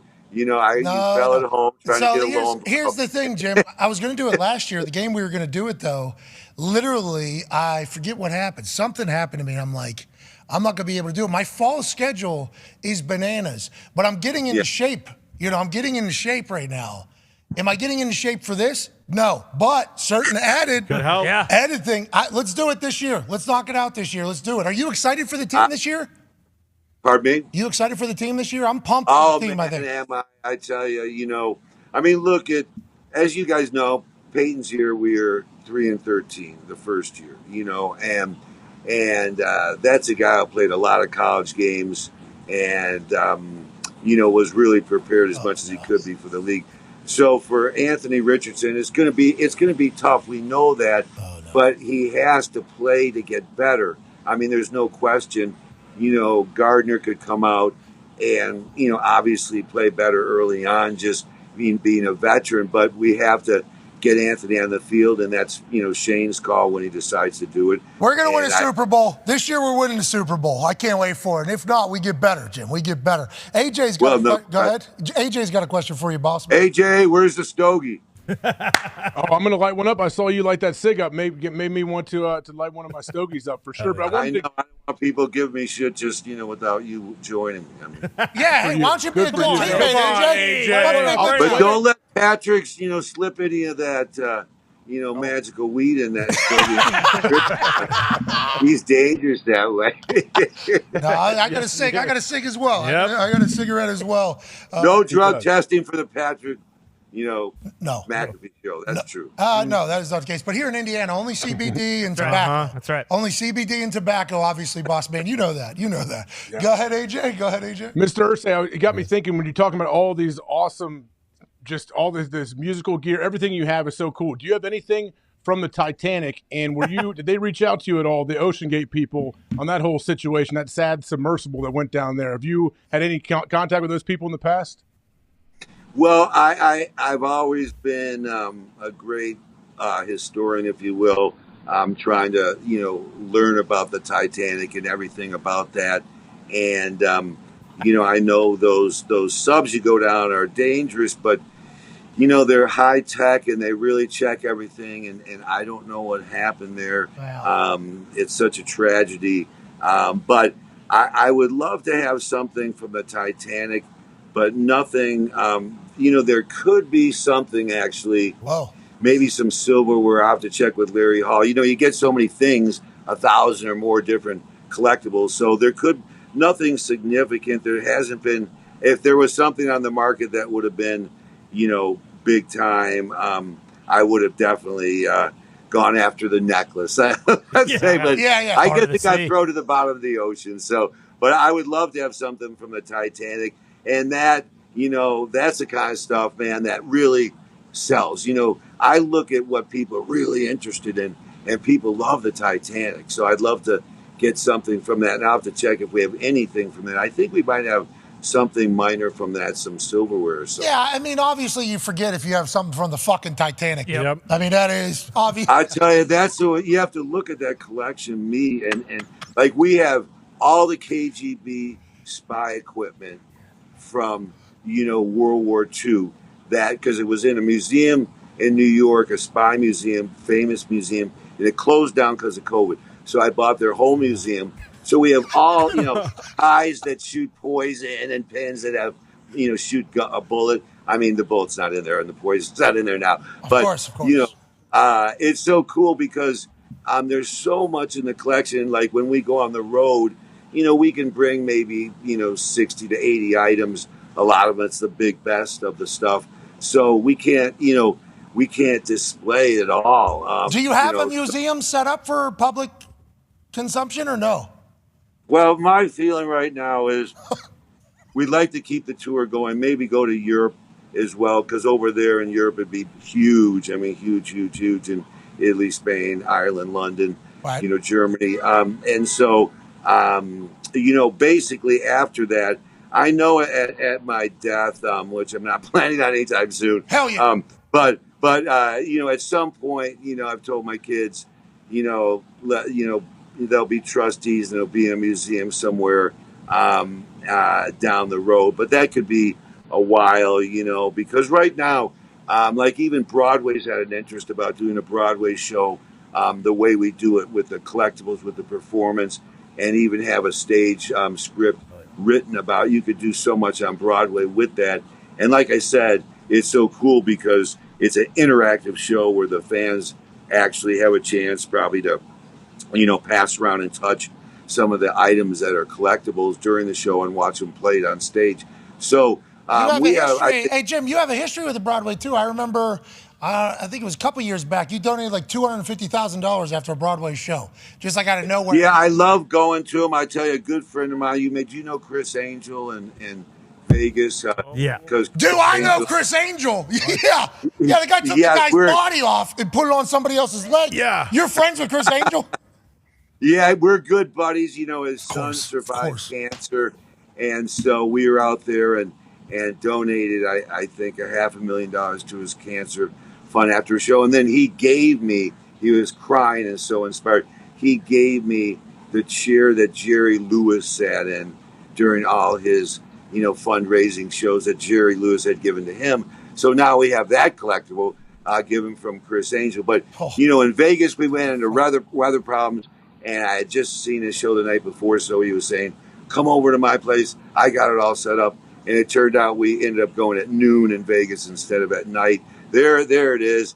What a man. I tell you, everyone should know what a sweetheart of a guy he is. That's a special guy and special talent. He's doing jiu-jitsu right now, Jim. Yep. He's doing jiu-jitsu right now. He's rolling around, still doing his magic show. I'm happy to hear you two are good friends. Would love to be a fly on the wall when Chris Angel and Jim Irsay are talking to each other. I bet that is absolutely electrifying. It was so fun. I said, hey, Chris, I know, like, you hypnotize people. Could you hypnotize me? He goes, you, Jim, can't be hypnotized. He said, there's people that can be and people that can't be. But he said, with your mind, no, I wouldn't be able to hypnotize you. Yeah, that's and a I move. said, I'm not sure if that's good or bad. But compliment from Chris Angel, obviously. Yes. A couple questions from the boys, Jim, if that's okay. Oh, just hanging out here by the pool. Hell yeah, it looks like a good time. Wish we were over there in Los Angeles. Pardon me? How's the weather? Well, there's a few models and Drake's running around. He's always after the pretty girls. So Drake's somewhere. I'm not sure where. Not Champagne Pop. We're making a dog park in Indy, $1 million park called Drake Irsay's Dog Park for animals that are brought into shelters and taken care of. Plus, people will be able to walk into it. So it's going to Drake again, gaining more fame than all of us on here. He now will have Drake Irsay Dog Park in Indy. So bring your dogs out there. Hell yeah, dude. We're building it now. There's Drake. That is Drake. There's Drake. Drake is everywhere.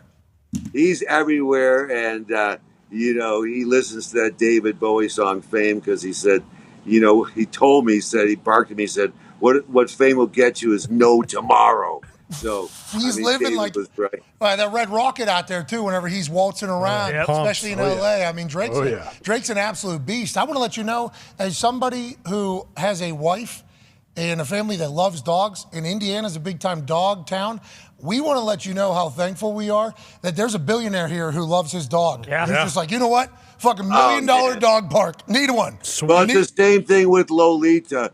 We are really moving this thing along. Jim, let's talk about this, please. Yep. This is a talking point on this particular show because there's anything you do, obviously, we chat about and we see because of the connection that we have, and you do some hilarious things, like literally awesome stuff that any other billionaire could do, you choose to do because you're a good guy. This Lolita situation, now, I know you rented a piece of the ocean and put in that Dahn so that her and two dolphins can kind of get reacquainted to the ocean. Are we not scared to put her out there? These whales are going crazy out in the wild now. They're flipping boats and stuff, Jim.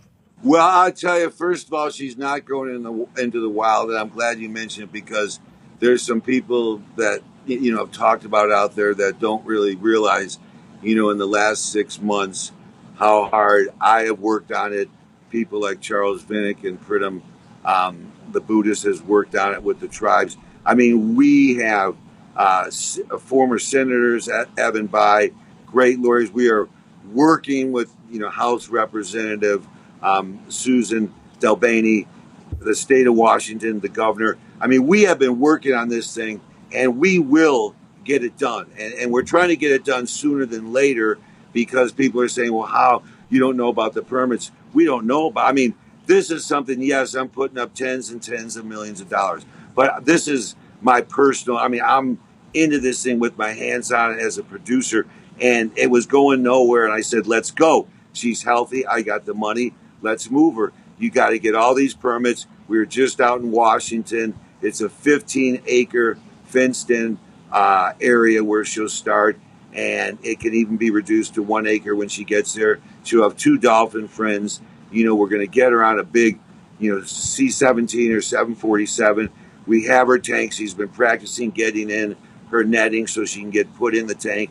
It's 4 feet of natural water. There'll be, you know, whale whisperers and vets with her. All the vets are moving out there. All the trainers, I'm getting housing for them. This is being planned to the detail with aggressive nature of saying, let's try to get this done. Not next year, maybe by Thanksgiving, hopefully.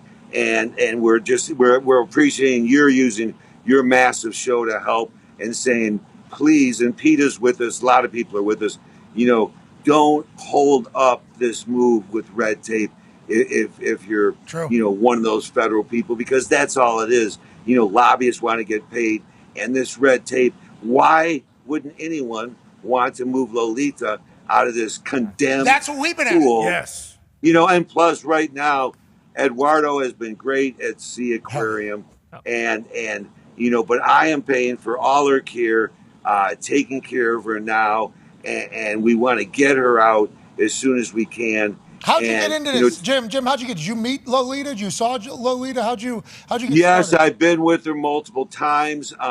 You know, after seeing Avatar 2 and James Cameron and his wife are so much involved in that, Joaquin Phoenix and I have been talking, and, you know, we picked, you know, really Ryan White, who's a great documentarian who just has finished Pamela Anderson. Some people may have seen his film, but he is, you know, we're in the midst of filming that. We're in the midst, I mean, this is really something that, you know, it was going nowhere, and I came in because it didn't have the money. Hell yeah, Jim. Let's go. Let's go. Let's do it. And I love whales since I was a little kid, Pat. And it's really just an 8-year-old kid who has the ways and means saying, you know, Lolita, I love my friend. And there's nothing like her. I mean, I can't tell you, this 57-year-old female killer southern orca whale is special now. Her part, you know, she was 54 of them caught as babies. Only 3 survived. She was one of them. The other 2 are now dead. You know, one of her partners, a male, slammed his head into that, you know, small pool's wall and killed himself. And so Lolita is mellow. She's a Buddhist. She hangs low. She's cool. She's happy. She is so sweet and still so strong. Her mother's 89 years old, and that same pod of 12 whales is out there, her family. And if she does learn how to eat fish and wants to go out into the waters, she can reignite with her family. That would be the ultimate goal. Hell yeah. But right now, I know that would be so cool. But right now, there is no question, you know, you would put her in this free-water Pacific Ocean Inlet Bay area, 15 acres, instead of this condemned area where there's hurricanes are coming. And who would hold that up? I like to see anyone come on and say, in front of Pat McAfee in a show, why would you, you know, if you're holding this up, come on my show. Because it should get done. What red tape? Why would anyone say don't move her? I mean, that doesn't make any sense. Everybody's on Lolita's side here. Get her back with her family if she wants to, and we have the means to. This man said, I will turn a plane into an aquarium. Yeah. Okay, I will turn one in so she can fly. It'll be 4 foot of water. Yep. Okay, we'll be on 7 foot. Well, remember, Pat, she's going in this protective inlet. She's not going out into the free ocean for. No, agree. She could be in this inlet bay for 2 years before she's ready. So when people say, "Oh, they're just putting her out to sea," that's ridiculous. We would never do that. No. You know, she's going to be with 2 dolphin pals, and she's going to be protected with her trainers, and she's still being given antibiotics and special diet. And so this is done very carefully. But the expert trainers, the vets, say she's ready to go. And these moves have been done with Kiko before, and she's ready. So we want to go sooner than later. Let Lolita live. Let's go. Let Lolita Yeah. live is all we're saying. Thank you, Patrick. No problem, because Jim. Hey, if anybody has something to say about it on why Lolita shouldn't be able to live, if we're not taking any public money, we're taking Jim Irsay money. Exactly. If anybody wants to put any, come on the show. We'll love to talk to you and tell you how dumb you are. That's right. All right, when we get that happen. Exactly, because these lobbyists get in the way. Everyone wants to get Smack him in the mouth, Jim. Yep. You gotta smack him in the mouth. Yeah. Hey, we have a couple questions for you now. Sure. You mentioned earlier about the collection going on tour in Europe. That's not the only thing you have. Connor has a question for you. Yeah, Mr. Irsay, with the collection possibly going on tour, especially if you want to do it, Germany was one of the places you threw out there. And obviously, as the NFL has gone global, the Colts now are going over to Germany next year to play against the Patriots. Are you excited for that? Is that something you've been kind of waiting for the Colts to get over there in Germany since they started doing it last year? And what was that process like as you were, selected to go over there? No question. We wanted to be involved in the European pick, and Frankfurt is great. And, I told, Anthony Richards, I said, well, welcome to the NFL. You go against Belichick in Germany. How's that for a rookie start? So, we couldn't be more excited. We're not going to combine the collection with that game, but we are really excited to play in Germany. I believe we can have a division in Europe. How would that work? I really How would believe that work, that. Jim? How would that work? Would every team have to have a stateside facility, Yeah, or they would you would schedule it where you make it so they could have X amount of games in the States and then back to their home base. And they would probably have two bases, one in Europe and one in America. And it would definitely work. We wish the Concorde wasn't canceled and they had built that to a larger plane. But I don't know why. It's all in our phones instead of the skies right now. But technology. But we can do it as is now. And I see it's not going to happen quickly, but certainly in the next 25 years, no question, we can have a division over in Europe, and it's very popular. Our game sold out within 3 hours. there was 2.5 million people waiting in queue to get those tickets. They seemingly absolutely love it over there. Every game's been sold out. We were told by Nigel Seeley, who's a British gambler over there who went to one of the London games. He said it was either Americans that are either based over there or live over there, seemingly, and Germans who were all coming to the games whenever they were. No question. Yeah, it's a fun event. They fire up for this thing over there. And it's an epic event when they have it coming. And that's what they want. They want American football. And they love that old American rock and roll and that old American 20th century. And so that's the reason, but NFL football, no question over there, will be greatly successful. And I see the day coming. And that's how we're really going to get global. Because, the NBA's been ahead of us and probably baseball too.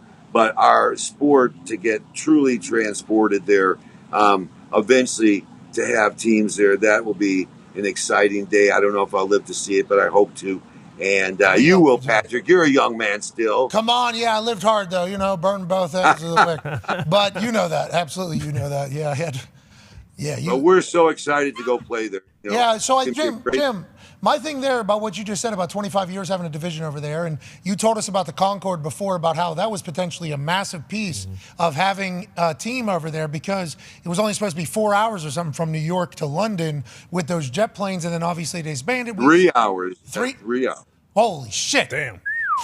Yeah, it's fast planes. So allegedly they're rebuilding those things, so maybe they'll make the world a lot smaller and business easier to do for the NFL. But you giving that answer there, and then you also talking about the Dan Snyder situation, Roger Goodell stuff, feels like you're becoming more of a vocal owner. Do you see that? And are you what made you get to this point? Well, no question. We have big things to do.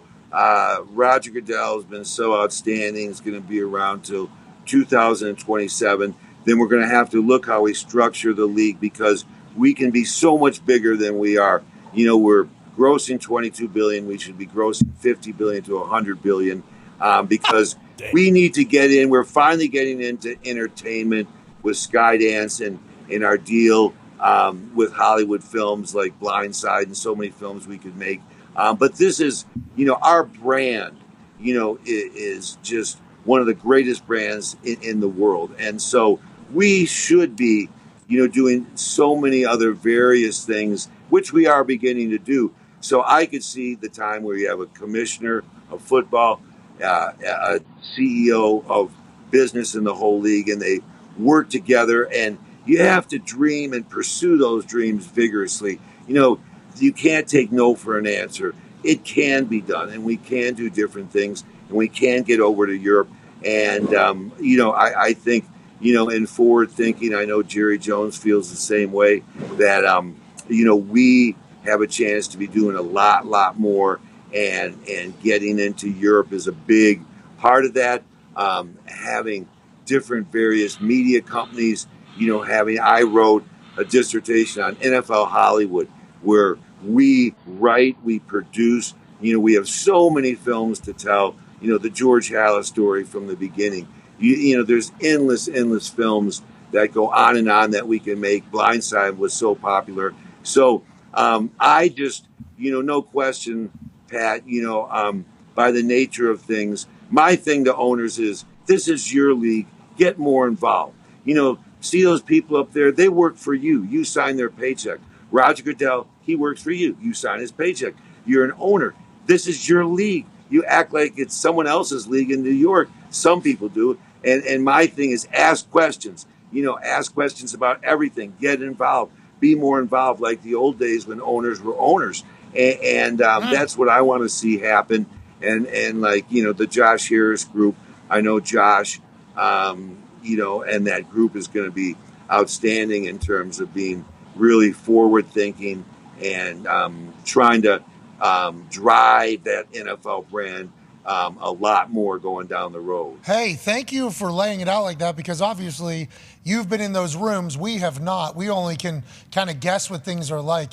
I love the fact that you're like, we own it. Take ownership over this thing, because we can. Well, Pat, there's no one left when I started full-time in 81 in those rooms.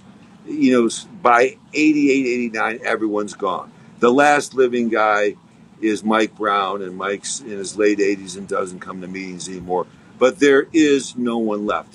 I was in there when Jerry Jones came in, was introduced, and Bob Kraft. I mean, when you go back more than 40 years, it's something where it's really interesting, because it's so hard to believe at 64 that there's literally no one left. Joe Sinclair told me that. He goes, I was looking at a picture, 1988. Jim, do you realize no one's left in the room at all except you?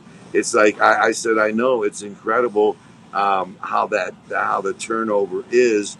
And so it's exciting, because, being taught that lesson of growing up in the league for more than 50 years, unfortunately the new owners can't kind of get that kind of training. But we need great new owners like Josh Harris to really help us get to where we want to get, because when you bring in a new owner, it's so important to have the right people come in. Hell yeah. And he's not going to be the only one. I think there's a lot of money coming into that league, Jim. Hey, I think there's a lot of money coming into the league all of a sudden. There's people with so much money, and I know you have so much money, but there's humans out there now. I forget the number, $863 billion, I believe, was the money that was earned over the 3 richest people in the world over the first quarter of this particular year. Like, there's money being made by humans that have never been touched before. And I think owning a team in the NFL is like that's like the thing, Is that good or bad for the NFL, you think? Well, I think it's good. I think the Redskins, definitely should have gone for a minimum of $7 billion, probably $8 billion, because the area that they're in. But Bezos, was kind of not allowed in the process. But that's just the way it is. It's you shrink that pool down. So we're looking at our rules about acquisition debt max. Right now it's $1.1 billion. We want to probably put that number higher. We don't have preferred stock in different things like the NBA, NHL, Major League Baseball. We're looking at those things to open up more of a universe, because it is a very small universe of people that can come in and write a check for $8 billion, $10 billion, And in this case, we have 22 people in the group with Josh Harris, including Magic Johnson, which is great.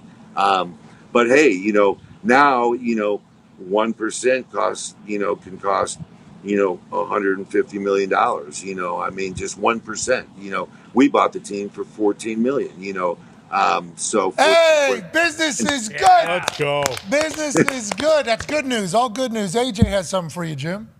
Mr. Irsay, last thing for me. When are we going to be sending humans to Mars? Is it going to be anytime soon? Well, it's going to be soon, but not real soon. Riviera just got the men's U.S. Open in 2031, so we're excited about that because I'm a member out there. But we were supposed to go in 2024. Just read that headline. So you just read that headline in mid-answer. Did you just read that?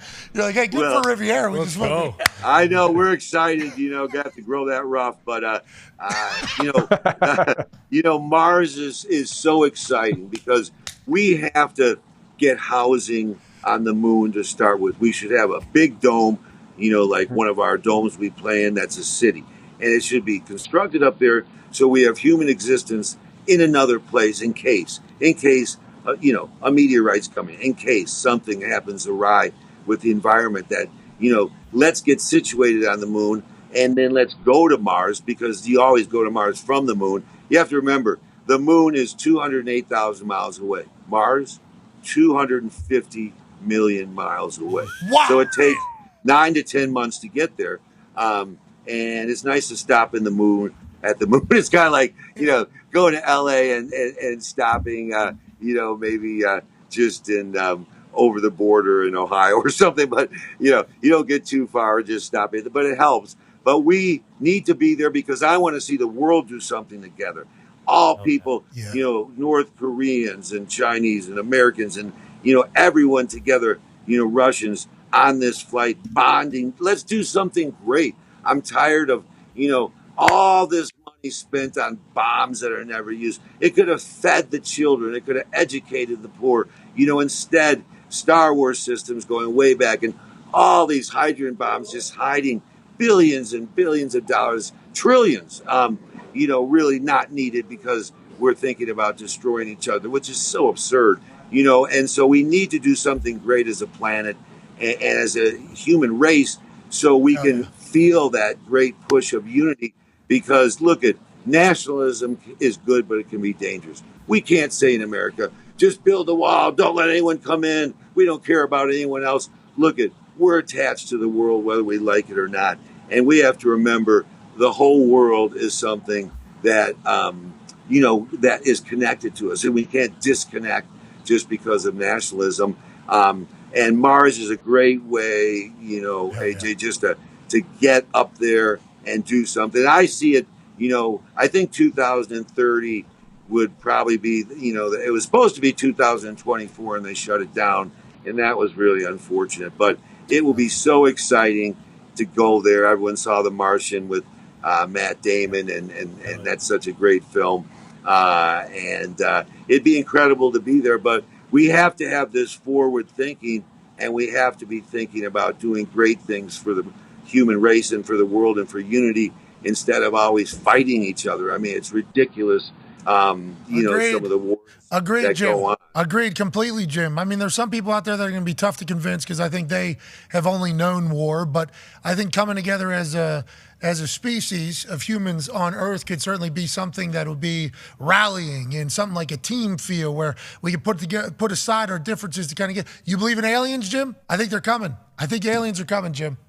Well, I think, how do you define an alien? I mean, that's always, the question usually to questions is because, of course, I believe in aliens. I mean, there's so much we don't see. And, it's just like an atheist says, I don't believe in God. As soon as you say that, yes, you do.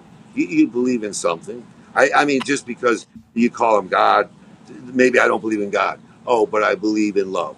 Because that's what, I mean, the way we're going to make this world change is what Martin Luther King did, what Abraham Lincoln did, is where you come together and you don't fight hate with hate. You fight it with love, compassion, tolerance, understanding. And that's the reason we need great presidents that come from Harvard, Yale, Stanford, that are max trained and the best of us who can go and have these discussions around the world and raise all boats in the harbor. And I see that happening, no question, and I think it's something where, I don't believe in end of days, and I don't believe we're going backwards. No, it takes a long time to progress, and everyone wants things to happen quicker. We're doing a movie now based on Bobby Kennedy's speech a day after in Cleveland.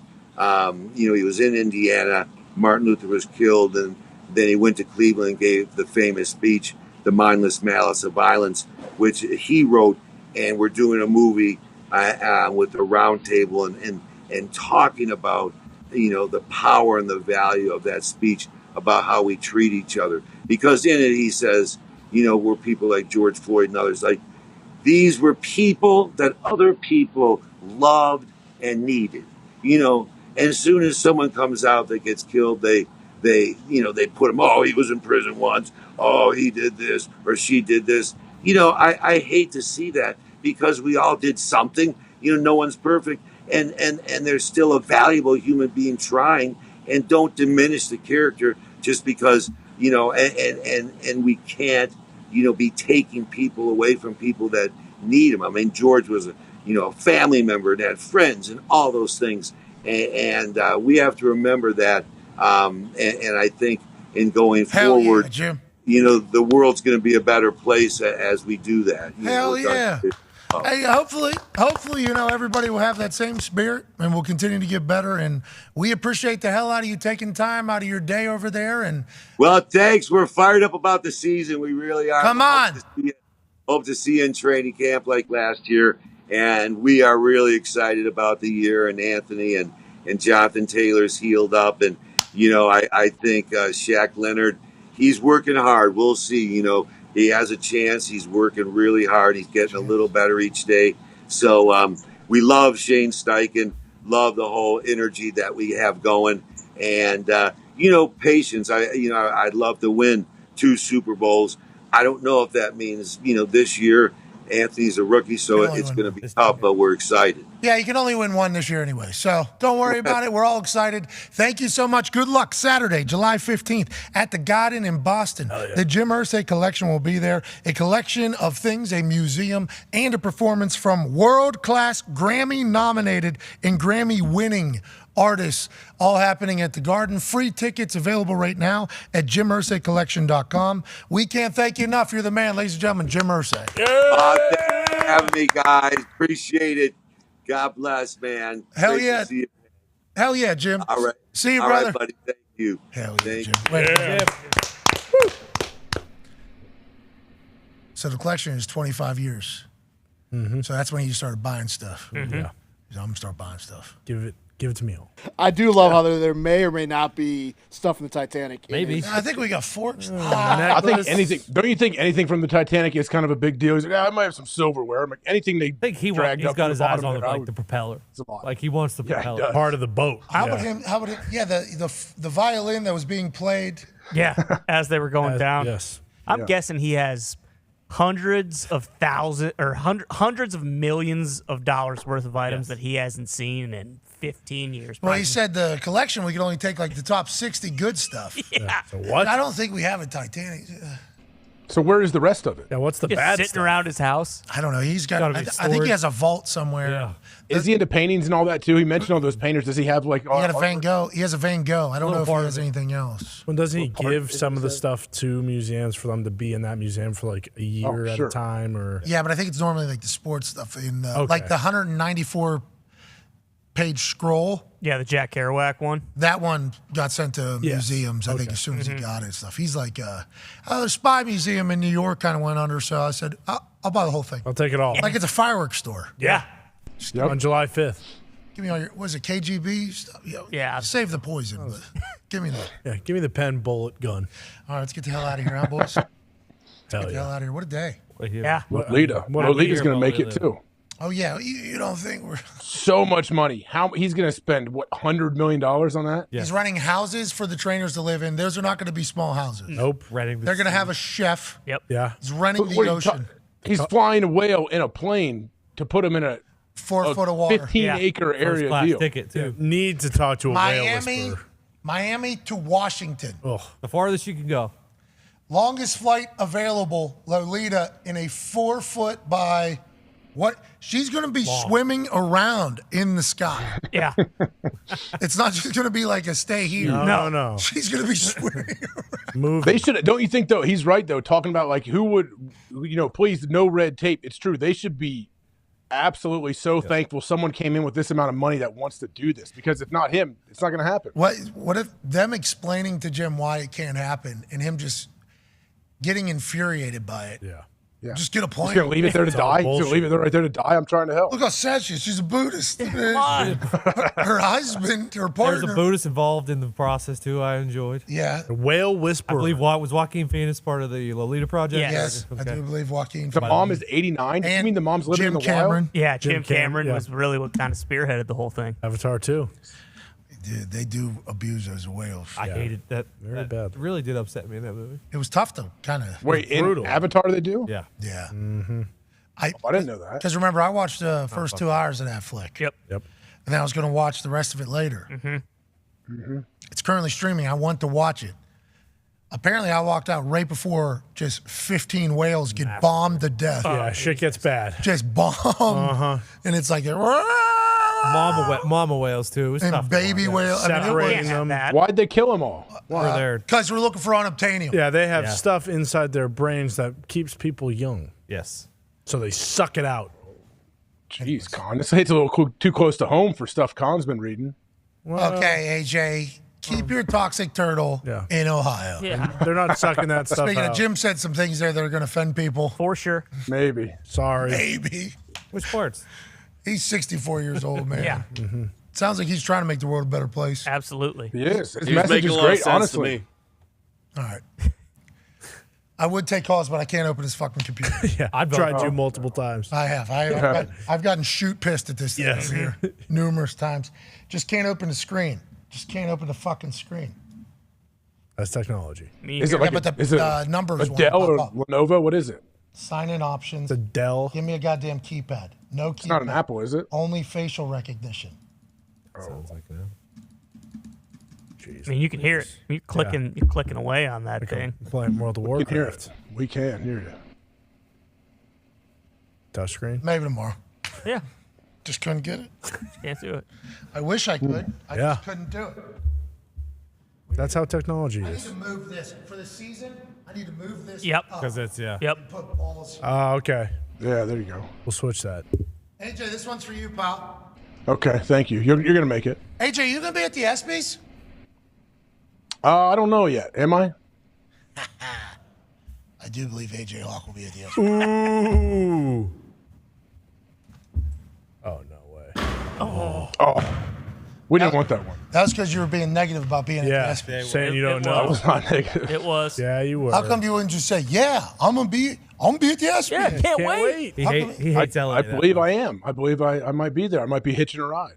Oh. Hell yeah, for you, AJ. That's it. Boom. How about Thank that? you. All we needed was a little positive possum. Come on. Hey, we're gonna get a hole in one too. I think one of us, Hell we're yeah. both most likely are gonna get hole in ones this Friday, Saturday, or Sunday. And we get that boat. Yeah, Bingo. win a boat. They gotta buy That's two a of them. sweet boat too. A lot of opportunities for hole-in-ones out there. Let's go. Why not? Yeah, especially with the yardage. You being that dialed in with the yardage. Yeah. Yeah, you were close last year. Very. You were a couple times. Every time on the boat hole. A couple times. Let's do it again. Yeah, why not? Who says no? Do it. All right, let's And drive that boat back to Indy once you win it. Hell yeah. Yes. I think I'll have to go from Lake Tahoe to the Pacific Ocean through Lolita's Yep. Yep. thing. I'll hop up over her fenced-in area, and I'm going down around to Mississippi, Yep. Taking Mississippi all the way up. and then I'm hopping on a river probably. Yep.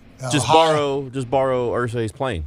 Yeah, put it in there. Put it in the 4 foot. Tell them I need 2 foot of water, not 4 foot of water. Just two. So I'll get two Cheaper. It's half the price. This fucking guy.